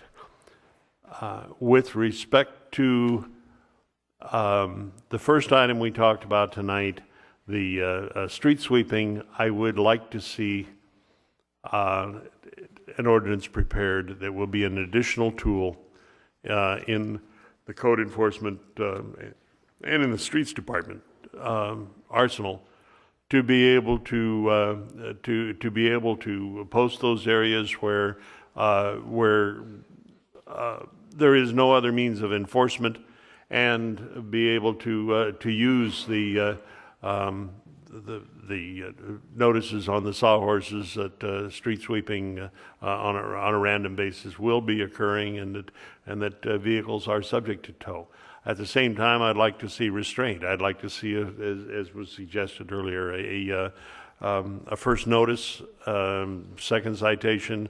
I'd like to see the towing as a situation that as a last resort, because it gets very, very expensive if your vehicle is towed and moved. And I like the thought that was mentioned that possibly just towing it around the block and parking it on another block, if that can be done economically and allow us to continue in an efficient manner to sweep the streets. I don't think all of the problems that we've discussed tonight can be resolved in one ordinance, and I think that one can come forward to us probably sooner than the others. with respect to what I think is the next biggest problem in our streets is the RV parking. One owner that owns multiple vehicles that is parking them not in their own neighborhood, that is abusing the system. And I would favor a process, as has been mentioned by others, of a permit that's given, a permit either 3-month or 6-month or annual permit or whatever, that would clearly show the address of the owner, only one per household. I think that I think that personally, requiring it to be parked in front of the house is a little too restrictive, because there is no law that says my neighbors can't park and take up all the parking places in front of my house. And unless we were to do that and guarantee that that parking place is available, I think if we insisted that it parked, but I think it should be parked in the same block. I think it and it can be worked out among the neighbors. I just don't. I think it's too restrictive to order that it must be parked in front of the house. But I think that the fee for those permits has to be high enough to pay for the cost of issuing the permits and of enforcement, and that we have to allow the enforcement officers to go through and look at those permits and cite as necessary. And I think you'll find that the fees get kind of expensive, just because of the cost of issuing and the cost of labor for enforcement. It will start to provide some incentive maybe to find the other place where you can park it in the long run. The unhitched trailers are a problem. I don't like the trailers on the street that are there full of debris, whether it's the lawn debris from a business or construction debris or whatever. Somebody's driving home and parking and unhitching a trailer in front of a residential street. And I will concede that I have to do more homework myself to look into home use permits, to look into some of the other conditions where a business can be operated in a residential community. When I was first elected to council, I was in awe of the power of zoning and the responsibility and the authority that goes along with zoning and codes in the community.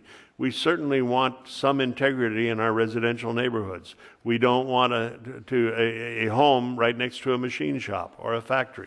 We don't want, it's recommended in all the planning courses, we try to avoid agriculture immediately butting up against residences because of the noise, the dust, and the other problems with ag that interfere with the integrity of a residential neighborhood. We allow home use permits for businesses to be operated in a neighborhood under certain conditions, that they will not affect the integrity of the neighborhood. And I think one of the conditions is that they will not have business vehicles that they bring home and they park on the street. And a lot of us, and I think that's already there, and unless these people are operating businesses out of their home and not even getting a home use permit, then they're illegal. So I need to explore that a little bit more. I can understand those that say that whether it's a gardening business or whether you're cutting firewood and you fill a trailer and you park in front of the house with a big sign that says firewood for sale, that you want to, times are tough right now. But I don't like to see the businesses move into residential neighborhoods without some limit and controls. And I'd like to explore that one a little bit further, but I do feel that there's a need for something to be done there with respect to the unhitched vehicles. So I don't know whether, Ms. Barcelona, whether you have your marching orders from staff or whether from the council, or how you're going to proceed on this, or any other members of the team. I thank you very much for the drafts that you put forward to us. And I'll echo the comments up here. Thanks all for coming out tonight and providing your views.